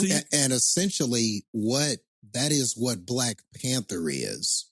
Those female warriors are where also I think a lot of that, the look of them, how they fight and everything like that, some of the inspiration is drawn from this, but they were like, we're just going to make up our own characters kind of loosely based on them, but we're not going to touch on that problematic stuff.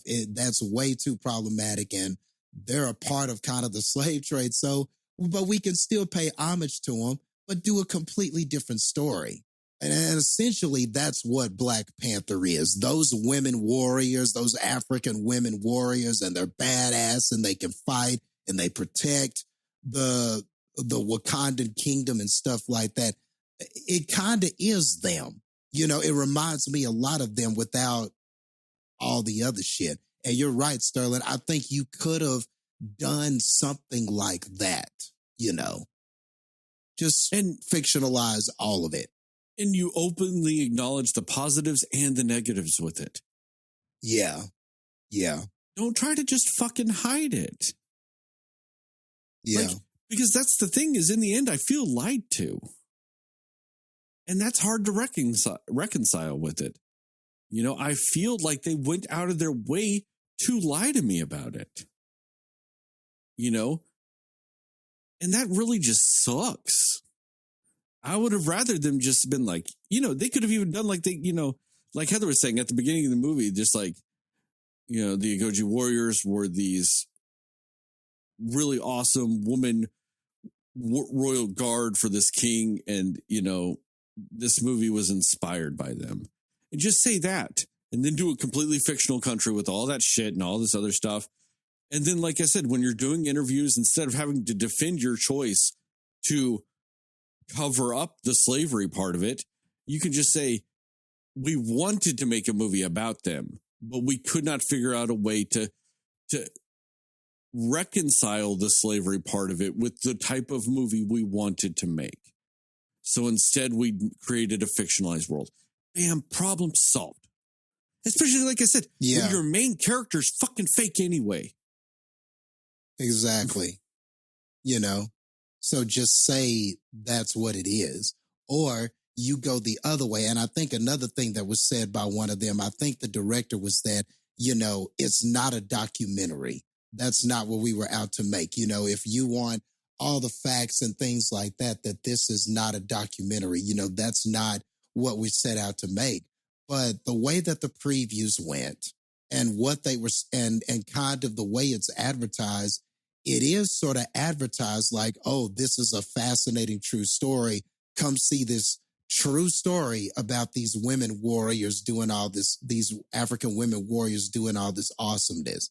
So if you have to, and if you're going to do the fictionalized account this way, where you sort of minimize the fact that they were slave traders and everything like that, then maybe the other way was the documentary biopic way, presented as it was, you know. Because the problem is you know what it says on the poster? Inspired by true events. And that whole cop out of, we weren't making a documentary, I'm sorry, that's a cop out. Yeah, that's what it felt like when I read it. That's what that is. And that's unfortunate. Yeah. Because this director obviously knows what the fuck they're doing when it comes to making movies. Like, that's what sucks. You're not incompetent. You are very good at making movies. You made a damn good movie. And you want to come at me with that shit? Come on. If I'm remembering right, I think it was the producer who said that. I mean, that doesn't make it better, but I just remember that because one of the producers was Viola Davis's husband. And I remember seeing some quote that he said about, we didn't want to make a documentary because, you know, we wanted to entertain people or something like that. Yeah. Yeah. Yep. I wanted to entertain, so it didn't make a documentary. It doesn't change everything you said is totally still true. But yeah, I just, it is a cop out, and it just, it could have been the exact same story they did and just made it a fictional tribe and group of people and land. Even like it could have been the exact same story, come out the same way, and nobody would have been mad about it. So yeah, that would have been a way better option for the story they were trying to tell with it. Yeah. I didn't realize this is the same director of Love and Basketball. Oh, really? Yeah, I didn't know that either. Which is a very good movie. Yeah. Also directed to me a very underrated MCU show that nobody talks about with Cloak and Dagger. Super good show. I mean, don't get me wrong. I need to watch that. It skews a little on the young side because it was on like Freeform, ABC Family. Yeah. It was on that. But dude, they did a super good job of tackling the dynamic of that was Cloak and Dagger, which are two of my very beloved characters of mine. I love their stories. I love their dynamics. I love the history of them. They are D-list characters, but they are probably my favorite of the D-list characters. They were my second favorite kind of characters because for a while Moon Knight was very D-list. So Moon Knight was my favorite of the D-listers. No, she also directed some episodes of Cloak and Dagger. Like I said, super good show though. It's just and I get all that. That's all fair. And you know what? And maybe the thing that sucks about this is maybe that this movie is kind of getting unfairly treated because, how many movies have come before this that have done the exact same things this fucking movie's done and all this other stuff. It's just, to me, the problem is it's 2022. Yeah. And I mean, but unfortunately though, that's the other side of this is the controversy surrounding this movie weirdly is way more than there was for fucking Elvis. Elvis should have just as much, if not more, controversy behind it. Yeah, and I haven't heard anybody talking about that controversy at all. That's true. And I do think it kind of sort of to a point that we all made earlier, if this movie had been made even just a few years before now, this wouldn't have been a thing.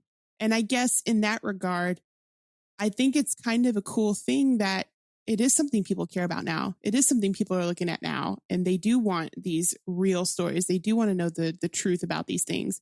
So I think in that way, it's cool in a sense that people care enough to be upset about this now. Yeah, it is. But I mean, and you know what? And sadly, the thing is what might be playing into this, though, is weirdly enough, it is, you could almost argue, is in a way a lot like a form of racism.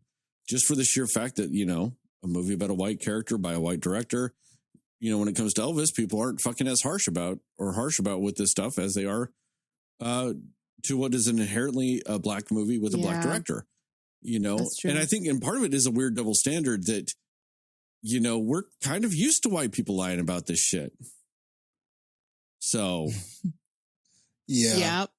So why can't, and that's what makes it so hard. And that's why I'm so torn, because I do understand from a cultural perspective why you would want this to be inspiring, why you would want these women to be showcased as powerful, why you don't want, I could understand all of the reasons why you would want to do this story and not completely tell the truth and try to say, hey, look, slavery is bad. And they ultimately, in this story, decide that they need to move away from that. All of that, it totally checks all the boxes I understand why they felt like it needed to be that way. And it sucks that we are talking about this because that there are certain people, racist people, that are going to be like, oh, this is a reason to not go watch the film. This is a bad film because it does these things. And you're right, Sterling, there is definitely disparate treatment when it comes to that for black films and white films. So, a black film anyway is going to already, in films with minorities and stuff, it's already going to be under those scrutinies. And it just sucks that this, I just wish it had none of that. I just wish I could just say, watch it. It's powerful, inspiring, everything. This movie is everything. Just go watch it. And that be it. And it sucks that it's not, you know. And there are Forever people got a that are going to disclaimer now. piggyback off of that and say, oh, it's a bad movie or it's not worth your time. And it's not probably going to be held in the same regard as something as a Braveheart or something like that, when really those movies are guilty of this too. Yeah. Like, and this should be. This should be on the same level as a Braveheart and a Gladiator. And to me, it is. To me, it is in the exact same tier as those movies. Because that's where it belongs. I actually think it's a better movie than Braveheart, to be honest. Braveheart was a little too long for me, but yeah. 100% fair, Heather. But Braveheart, Gladiator, they are all the same type of movie. They're all very well made. They're very well acted. They're very good movies, you know, that also lie their fucking asses off. Every single one of them. Mm-hmm. And this movie's there. And Jastin, I do think you're being a little unfair with the racists. Jastin, the racists weren't going to see this movie anyway. Let's be a little real with that. The racists weren't going to see it. I mean, you're giving but they will way too much piggyback credit on the controversy and then try to act like, oh, see, that's why fair. I'm not seeing it, because these people are boycotting and look at this bad press. So I'm not going to see it. It's not worth my time, and act like they're doing something righteous when really you're totally right. You weren't going to see this movie anyway. But they always love to add fuel to that fire, you know. And that's fair, Jastin. That is a fair point of view with it. You know, that will be their excuse. Not that it's a black people movie. Yeah. I hate that they could do that. And the sad thing is it's like you said, there's no difference between that than the Elvis movie they probably saw 5 times. Yep. Loved the fuck out of that. Mm-hmm. You know? And you know what? I'll say this, at least with the credit with this movie, we saw this movie. Yeah. There's a reason why there will never be an Elvis movie as long as I'm fucking alive and on this podcast. I mean, I say that. I did say you guys could do it if you wanted to. That was, or if they told the true story, you would be in. I also said if they told 100% the true story, that, you know, not that he just, and that's the thing is they didn't even tell. This movie was like, I read some stuff and they were like giving it credit because they were like, oh yeah, they acknowledged that he took music from black people. But then whenever, like from what I've heard from the movie, is it's not that they actually acknowledge it. It was that, oh, he just grew up around so many black people that, you know, to him, it was just the same thing. Wow. No, fucker stole shit. Get it right. But then on top of that, then they leave out that, oh, he was a child predator. Ugh. Now, like you said, Heather, if they tell that story, I'll watch it. Actually, I don't know if I'd still want to watch it. I don't necessarily want to watch a movie about a child predator, but I do want to watch a movie that tells the truth about Elvis. Telling the truth. Because fuck that man. Yeah. You know, so I'll give this movie that much credit. At least, yeah, we're doing an episode on it. But I and that's a fair criticism, though. I mean, it's a fair criticism that we might have also played into with everything we just said, and maybe even discounting the points on it. You know, I mean, I think looking back on it, though, at least from today's lens, I'm doing the same thing, at least in my own head, when it comes to Gladiator. I'm doing the same thing to Braveheart. You know what I mean? Like, I'm not trying to keep those movies, like saying those are God tier movies. But now that this one, just because it was made in 2022, now needs to, it has scrutiny. Those movies don't deserve it. No, they 100% deserve just as much scrutiny. Yeah. I have to talk about this the way I talk about those. They're not accurate at all. But man, it was a good, you know, I enjoyed the movie. It was a good movie, but it's not accurate at all. Yeah. Like, you know. And as far as being like, you know, of people that want things to progress, I'm not saying progressive people, but like, you know, you want the industry to move forward. You want society to progress further. You want all these things. And unfortunately, that to me also at times can put a burden on minorities just for the sheer fact that it's like you want them to act better and or different from white people and the bullshit that's happened for so long. You know, like I said, you're used to white people lying to you in movies all the time. It's like you don't want black people to do it too. Like that's also unfair. It is. You know, it's one of those things that unfortunately, I think it's what they lied about that kind of makes it a little bit tough to reconcile with, because slavery is a big issue that's kind of, in a lot of ways, changed some paradigms in this country. You know, who used to be like universal inspirational figures in America? The founding fathers. So many people now are fuck the founding fathers. Because why? They owned slaves. They didn't count slaves as people. There's so many problematic things with them that were 100% accurate 20 years ago, 200 years ago, a year ago. You know what I mean? They were all, the history technically never changed. It's now what we're willing to do with the knowledge we have and what we're willing to accept as people that we actually admire or look up to. So yeah, there's a big chunk of people nowadays that are fuck the founding fathers. You know, shit, how many years has it been Columbus Day in this fucking country? And now that's changing. Why? Because Columbus was a terrible genocidal slave trading piece of shit.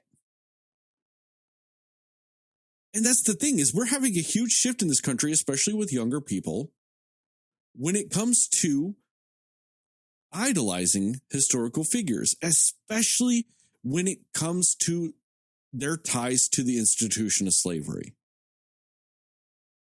And then you, in the middle of people doing that shift in this country, you're dropping a movie that does kind of the same thing, that just glosses over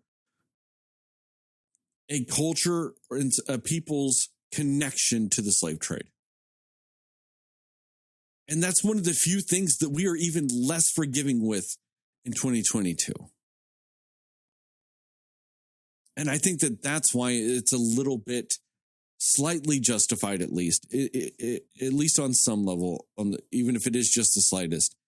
It's fair to criticize this movie with that. Regardless of anything, it's fair to criticize that it's trying to gloss over slavery. When there's such a focused, direct correlation to our culture's changing in regards to our country's history with slavery. Like that's one of the topics you can't try to gloss over in 2022 when it comes to this shit.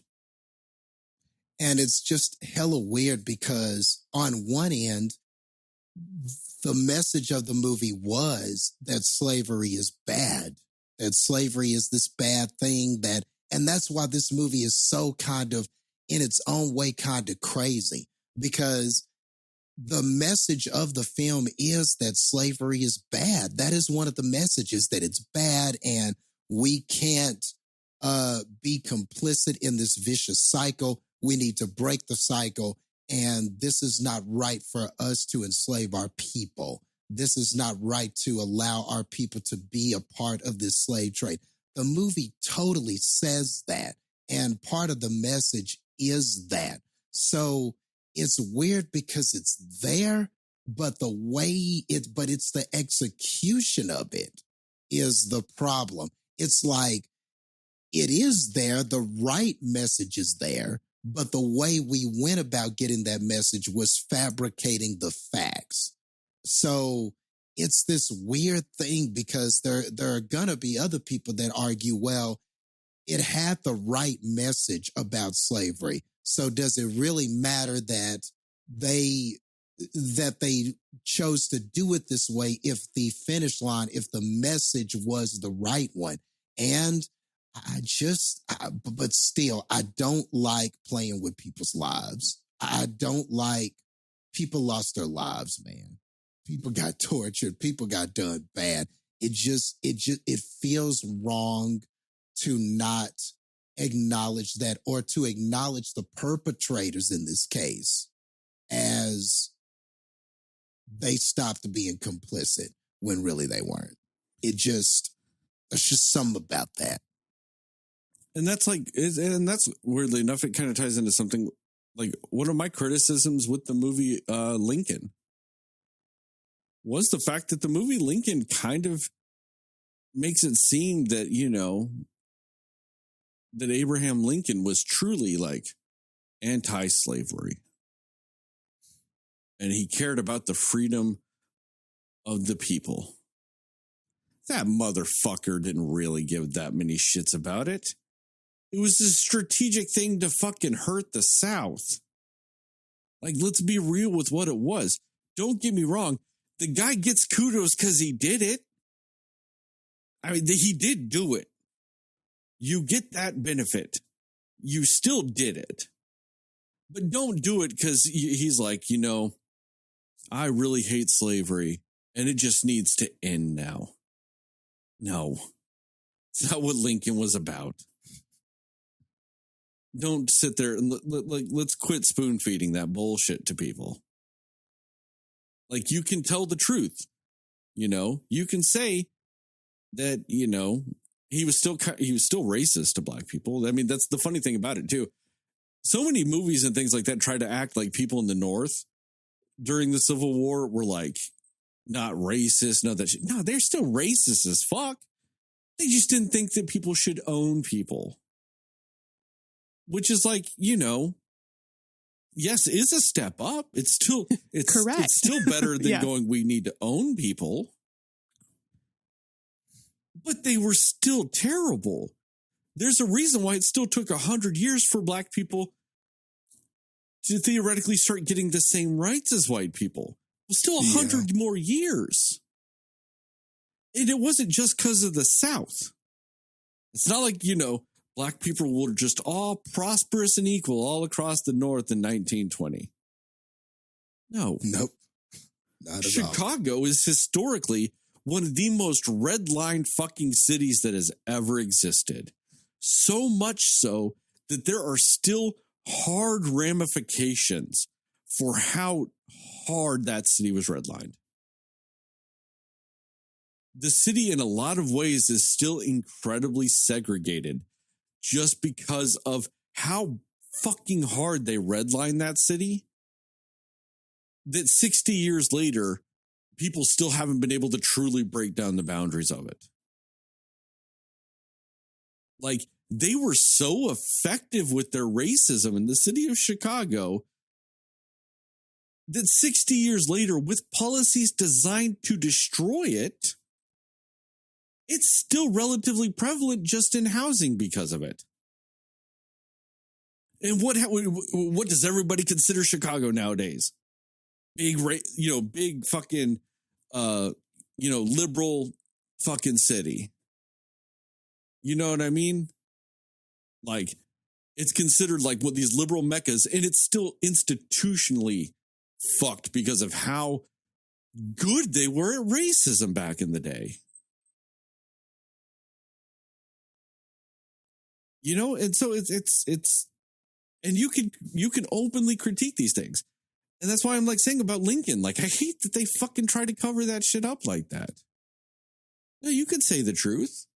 You could say that he just wanted to fuck the South over. But, you could also say that, yeah, but he still ended slavery. That's still a positive thing. Nobody's going to go, well, him ending slavery is a bad thing because he, just did it to fuck the South. Ultimately, he freed them, though. You know what I mean? Like, that's still a good thing that he freed slaves. That's still a positive. Even if he was a fairly shitty person still with other views, he still did that positive thing historically in our country. And you can acknowledge that positive thing, and you can also acknowledge all the shitty things. Kind of like you can acknowledge that Thomas Jefferson wrote the Declaration of Independence. That's an incredibly positive thing in our country's history. You can also acknowledge that he was a piece of shit slave owner that raped his slaves. You can do both. And I think this movie, if it really wanted to do some of the stuff, it could have done both. Or, like I said, completely make everything up. Because, like I said, because to me, that's the weirdest thing. Your main character, the Woman King, the namesake of the movie, is a fictional character. Yeah. And just fictionalize the whole damn thing. You know? Like, I think, to me, that's the weirdest choice about it. Is it's, your main character is 100% fake. Yeah. And mixing it all, juxtaposing all of it together just feels like misdirection. And it just sucks because we spent so much time talking about this than like the story and elements and stuff like that. And it sucks because this has to be talked about, you know. It can't be stated how important it is to talk about this. And it just sucks because I wish we had just spent this time just discussing the film, you know, and the story that they came up with. And like, if it was just a purely fictionalized account, maybe we could have done that. We would have done that, you know, but it just sucks that it tried to like have its cake and eat it too. It tried to like stand for everything and say positive African stuff. And look, slavery is bad and everything like that. It tried to have all of that with people who really just weren't about that. And you can't do that. Yeah. And it just adds insult to injury because, man, everybody was so good at acting like they didn't like slavery. Everybody was so good at it. I know. I mean, John, dude, if we hadn't found out the truth and you just asked me on the street, I would have totally said 100% that I believe that John Boyega's character ended slavery.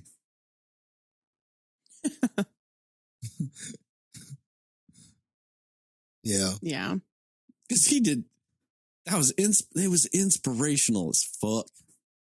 Yeah. And the back and forth with him, even though he was the king, just the back and forth with him of should I do this or not, and the pressure to do it and everything like that. You know, a lot of that was there, like showing the pressure of him and what he was leaning back and forth, and then him seeing the value of going away from the slave trade, but then feeling like, man, but we need this wealth. You know, our kingdom needs this to continue to be a sustainable kingdom. You saw both how the king was being tugged in different directions and him looking at Viola's character and being like, okay, show me a different way. If there is a different way, if we can use this oil resource, then show me that. I want to see that. I want to see it done. You know what I mean? Like, you did get the sense that he was being pulled two different directions and all of that kind of stuff. And you felt for him. And then you find out that fool could care less. Like, he just was, it was just about what maybe the most wealthy, you know? Even if it had ended with them trying, going, oh yeah, we're going to do this. And then in text, they said, well, in actuality, they did try this for a while, but it didn't quite work out, and they went back to slavery, and ultimately that was the downfall of the society. But that would have been a hell of a downer. See, I get why they didn't do this, but man, I think what you said is right, Sterling, and I'll quit repeating myself and stuff, but I think what you said is right. If you had just fictionalized this, it gets rid of all the problems. Fictionalize all of it. Not some, but all. Because you could argue that 50% of it's automatically made up with your main character just being fake. I mean, you're 50% there. You know, your title character's fake. I mean, I do want to talk, because like you said, Justin, unfortunately, we barely talked about any of the specific things with the movie at this point when it comes to spoilers. I do want to talk about a couple of things with that, though. Like I said in my score, that shark tooth scene was very weird. Because I don't think it would have stayed in her arm that long. Like, the body has things to stop it. Too. Like, you would have gotten an infection and it would have popped it out. Like, that's what the body does. Yeah. But she just had a secret shark tooth in her. I thought the same thing. She put that shit in her like it was like a family heirloom. Like, I'm giving you up, but you're still my daughter. This was my grandmother's. Right. You still get it. You know how they do that shit in movies when, like, they give up their baby for adoption, but they give her, like, a family necklace. And then years later, they're like, where'd you get the necklace from? And they were like, they found it with me at a baby at the orphanage. They did that, but with a shark tooth in the girl's arm. It would have worked fine if it was even just the scar, except I guess they would have been like, oh, but how can you prove it's the same thing? But I think it would have been still as effective if it was just like, that's a scar from what I did. You know what I mean? Yeah. Or what if she just specifically made a scar on her and not like put a tooth in her, but just said, hey, I want to like leave a little mark kind of thing. Like that would have been the same thing. Yeah, either way, I thought like every part of that part of the story in that scene was just weird. Because it's like her thought was, I'm going to cut my baby open and shove a shark tooth in it. And then years later, I'm going to cut the shark tooth out. Like that whole, just everything about that was just such a weird process. Like, yeah. And that was like, honestly, like story-wise, outside of the other stuff we've already talked about, like just my initial when I'm watching the movie story-wise, that was weird to me. You know? But then another thing that I thought was just a little weird with this movie is they weirdly have the daughter. They weirdly just have her like infatuated with so many men. And they made that a part of the story. And I thought that was a little weird, you know, because she was the woman that didn't want to get married off, or the girl that didn't want to get married off. And then but then she was kind of flirty with that other guardsman when they were shooting guns. And, you know, so much so that Viola Davis was like, I know you want to fuck the guys. And then with the Brazilian guy, you know, she's like, oh, I know you want to fuck the Brazilian guy. And, but you know, like so much of that was just so weird that they still kind of felt the need to, in this movie that's kind of about female empowerment, still have those weird type of scenes in it. Like a lot of those just felt unnecessary to me. And I didn't really feel like they added to the movie. And I felt like they detracted more than they added to anything. Not so much so that it was like a complete deal breaker, but I still think it detracted more than it added. You know, even at the end of the movie. You know, because at the end of the movie, it was kind of obvious that he was going to like turn against his friend at that point. You know what I mean? Like I just still didn't feel like it truly, that little sub story was truly necessary through all of it. You know what I mean? They didn't have to have like those love story elements of it. I'm not saying you don't have that character, the character of Malik. I was fine with the character. Yeah, he was a good Malik. character. Yeah. I had issues with the forced almost love story aspects of it. I did have issues with that. The story about him being like, hey, my mom was from here and all that. I liked that. I thought that was a good part of the story. Yeah. Loved all that. And maybe he could have looked at her and maybe he just respected the warrior part of her because that's not something that you see where he comes from. So maybe he's like, man, you know, maybe he could have been inspired and amazed by the fact that there are these warrior women and that maybe his mom used to tell him, you know, stories about them or something like that, because they were around for a long time. The Agoji were at that kingdom and the guards women for that kingdom for a long time. So maybe he had heard a story about this and this is what my mom was talking about. And, you know, maybe there could have been some other connection other than a love, romantic, but we can't go all the way connection-ish thing that they did, you know? Yeah. I think like maybe I'm wrong on this, but aside from the, controversial stuff, my biggest, I guess, like confusion or complaint with this movie is I feel like John Boyega, the character he played, I just don't feel like he would have taken his general of his army as his wife. I just don't think that that's something he would have done. Like, I get that they were like, you're more aligned with what I'm looking for. And as far as, politically what we need to do. And I get that aspect of it, but I'm just like, that's like taking your general away from leading your fierce army. And I thought that was a weird choice. And I feel like that wouldn't have happened, but I could be wrong, but I just feel like, no, that's like, why would he make that choice? Because, the only thing with that, and maybe I'm confused with this too, I don't think technically she was his wife. Because, well, I don't think technically the woman king is like his queen. I think she's technically supposed to be like traditionally in this kingdom, they had both for a long time. And I think his brother did away with it. And he was the one that was talking about bringing it back. That they were supposed to be equals and all this other stuff. Now, you could be right that could have meant that she was also his wife. But I also think it implied at one point that he also had multiple wives. Yeah. Because at one point he was definitely. walking down the hallway and he called like 20 girls his love. Yeah. And then this was just, like I said, the woman king. Like, okay. That's how maybe I took it too. They were equals. Yeah. But you also could be right, Heather. Like, I missed that part. It's okay. Cause it doesn't define, I'm just saying it does not specifically define that the woman king is the queen.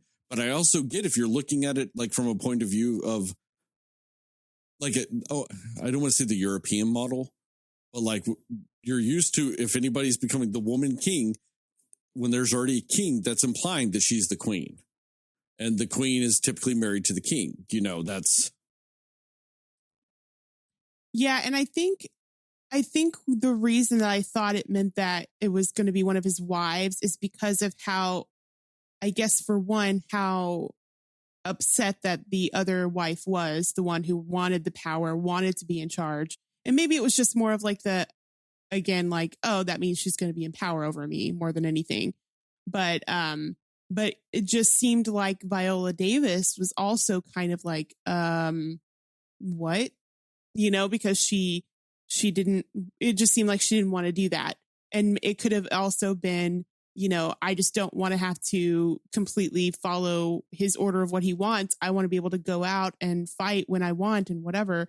But I think that's why I thought it meant that they were like married, because of the reactions of the people around the situation with it. But I could be wrong. I don't know.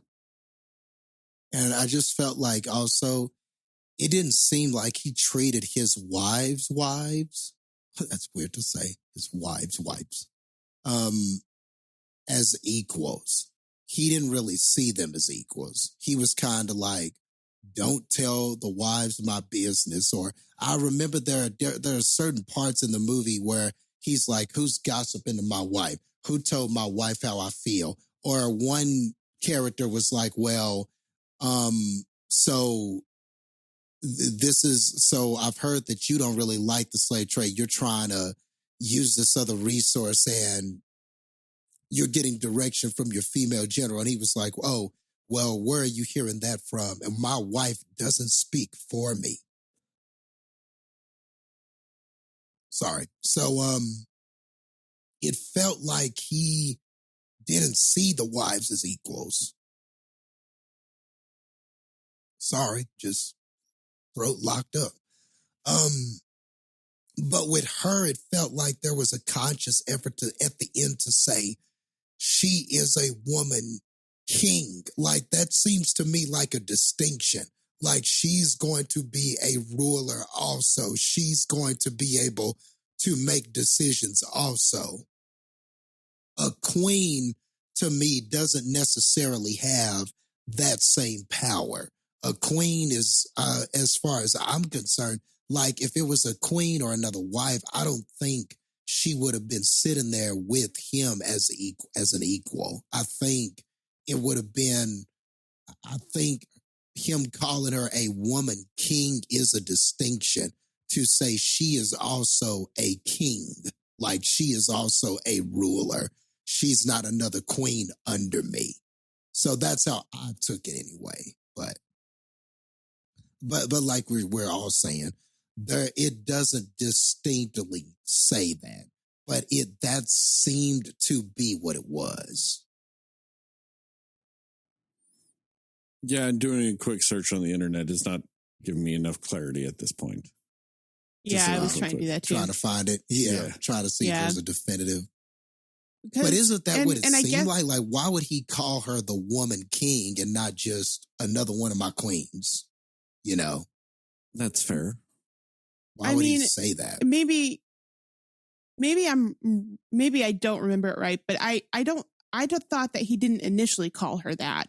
I thought he just said, you know, I need somebody who's going to be more aligned with me that I can, you know, kind of take with me and parade with the people that come visit. I didn't think that he necessarily was calling her the woman king at that point until the very end because of how shocked she was to have that name at the end of the movie. So I didn't realize, I guess, that at that moment when he said, hey, I want you to be the woman king, like, I guess when he said, like, hey, I want this to be an arrangement we have, I didn't think that meant she was woman king right then. You know, I just thought, I honestly was just taking it as like, I need you to be the wife that I take with me to political things because we are more aligned in what we want. But I don't know. Well, and I mean, and it would make sense too, though, if you're having somebody that's promoted to essentially equal power to you, you don't want to be diametrically opposed at everything. So it's that kind of mentality with it. But I think it's because technically, I think she was surprised at the end just because he was saying, I want you to be the woman king. And we're going to do this celebration and this feast to coronate you as such. No, you can't go do that shit. You know?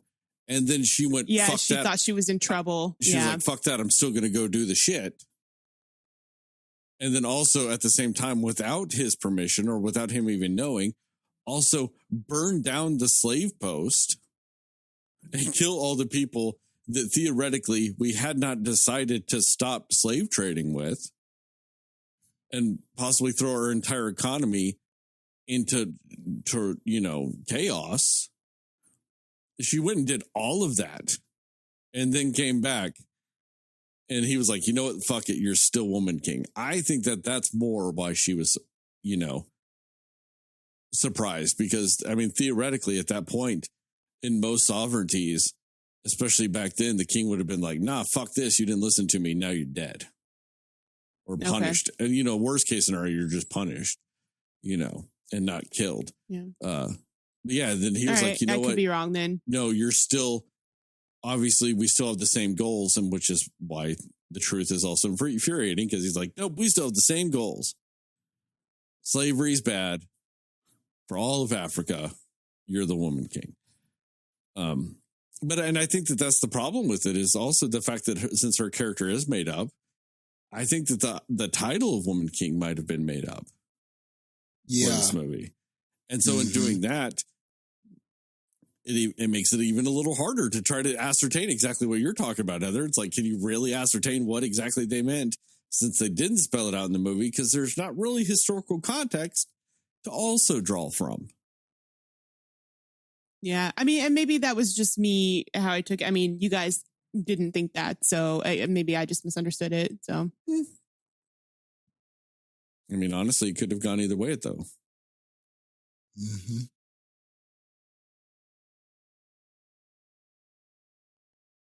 You guys got any more thoughts about this here woman king?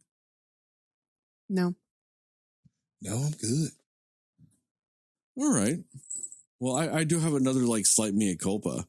So one of the things I did do this weekend is I went and watched the Comanche version of Prey. And I was incorrect. Apparently I fucked up a lot in the Prey podcast.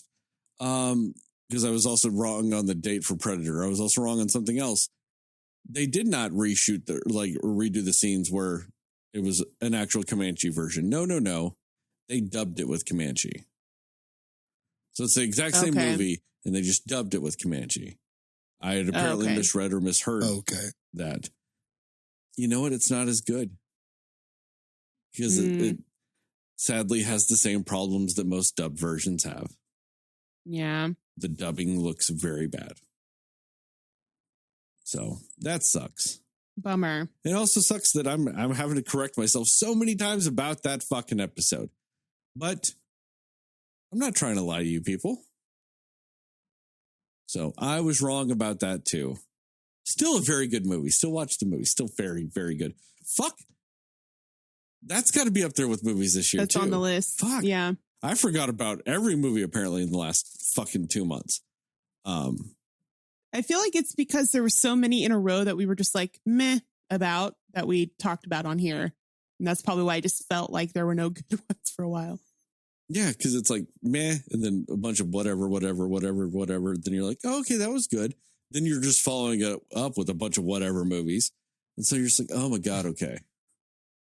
Yeah. Yes, Prey, also very good. Prey's up there. Fuck. Yep, Prey is up there. Prey's up there.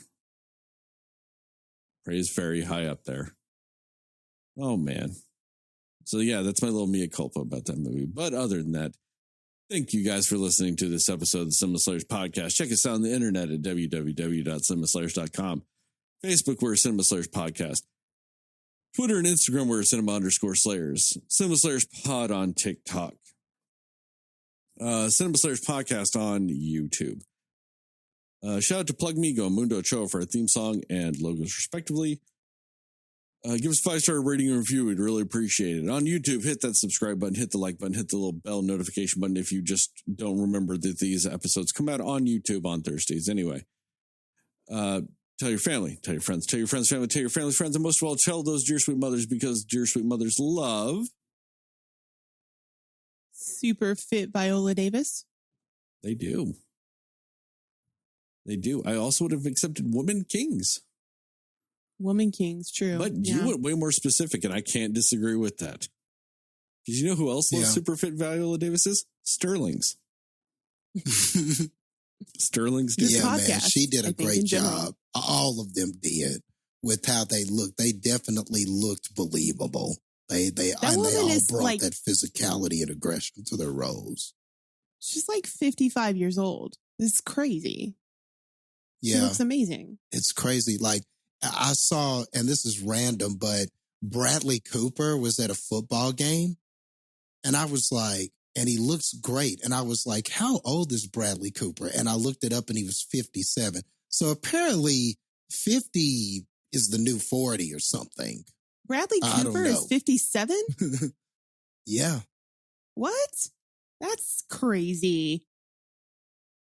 That motherfucker looks younger than me, and I'm 20 years younger than him. Hold on. It might be 47. I'm sorry. Did I say 57?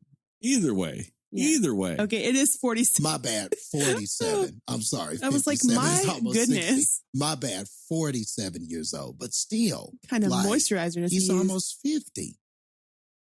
And he don't look that at all. Like, at all. Like, I thought that he was like late 30s, you know, somewhere in there. I thought somewhere in there. But he was at the football game and I was like, dang. So apparently like people just don't age much anymore, or some people don't. I was about to say, Jastin, don't say that, because you're really just looking at super rich people and going, man, they don't age. That's true. Sometimes it's just, I guess it is a reflection of the quality of your life at times. I guess that's true. Yeah. You know, I'd look fucking fantastic. But some of them age bad though. Well, that's true. That's true. Because some of them just dedicate all their money to drugs or irresponsible decisions. Some of them dedicate their money to personal trainers and personal chefs. So this is true. That helps. This is true. Yeah. You know, because you still have like motherfuckers that look like Ocho Cinco that ate fucking McDonald's 3 times a day. But looks like the statue of a fucking Greek Adonis. Yep. And that's crazy. That's still insane to me. Yeah, but the guy was also neither here or there. A god-tier athlete. Yes, Heather, you were 100% correct. Mothers love super fit Viola Davis. And most of all, though, dear sweet mothers also love remembering that, according to Jastin, Moon Knight is the best picture winner.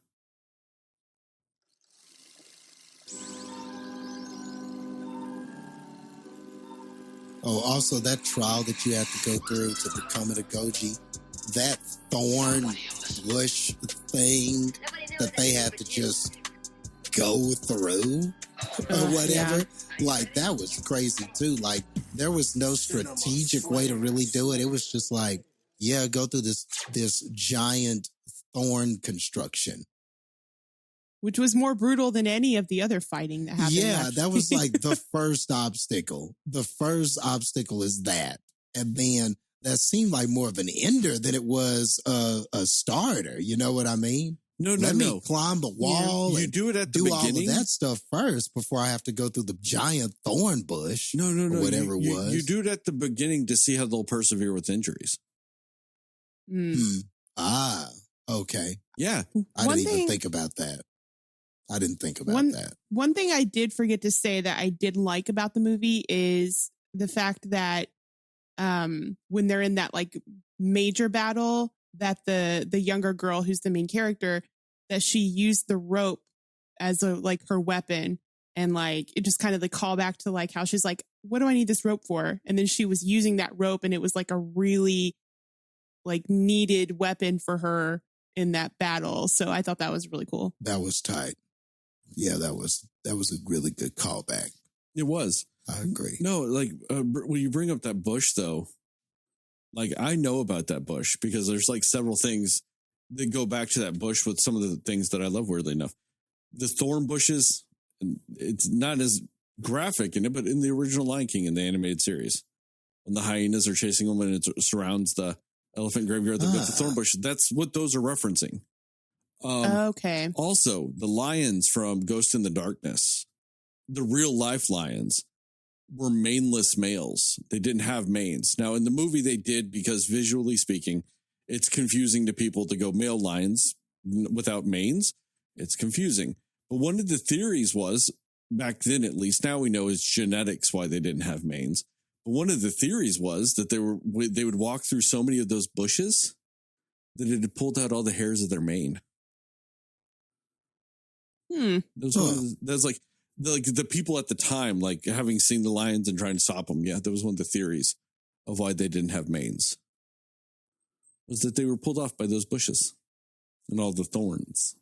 Yeah, as soon as I saw like the outline of those thorn bushes, I knew exactly what was coming and was not looking forward to it. Yeah. Because I had heard stories and read things and like things that reference back to those types of thorn bushes. I was not looking forward to that. Because, dude, I've walked through just like mild amounts of mesquite and know how tore up you get just doing that. I know, like, and those mesquite bush, those thorns are like an inch long. Mm-hmm. Yeah.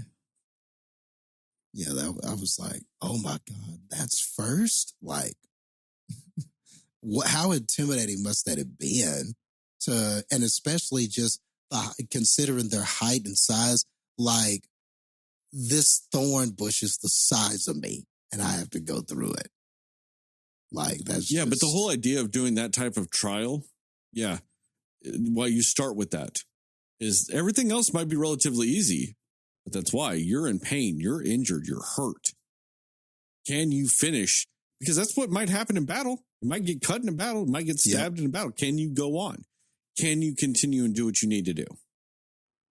Yep. And then we saw plenty of examples of that in battles. And it was also cool how even though she won, even though our young main trainee won, she won, but everybody got to be an Agoji because they all got through the trial. So I thought that was cool too. It wasn't like, all right, we got one winner. Well, goodbye to the rest of you. Enjoy whatever life you can on the other side of the wall.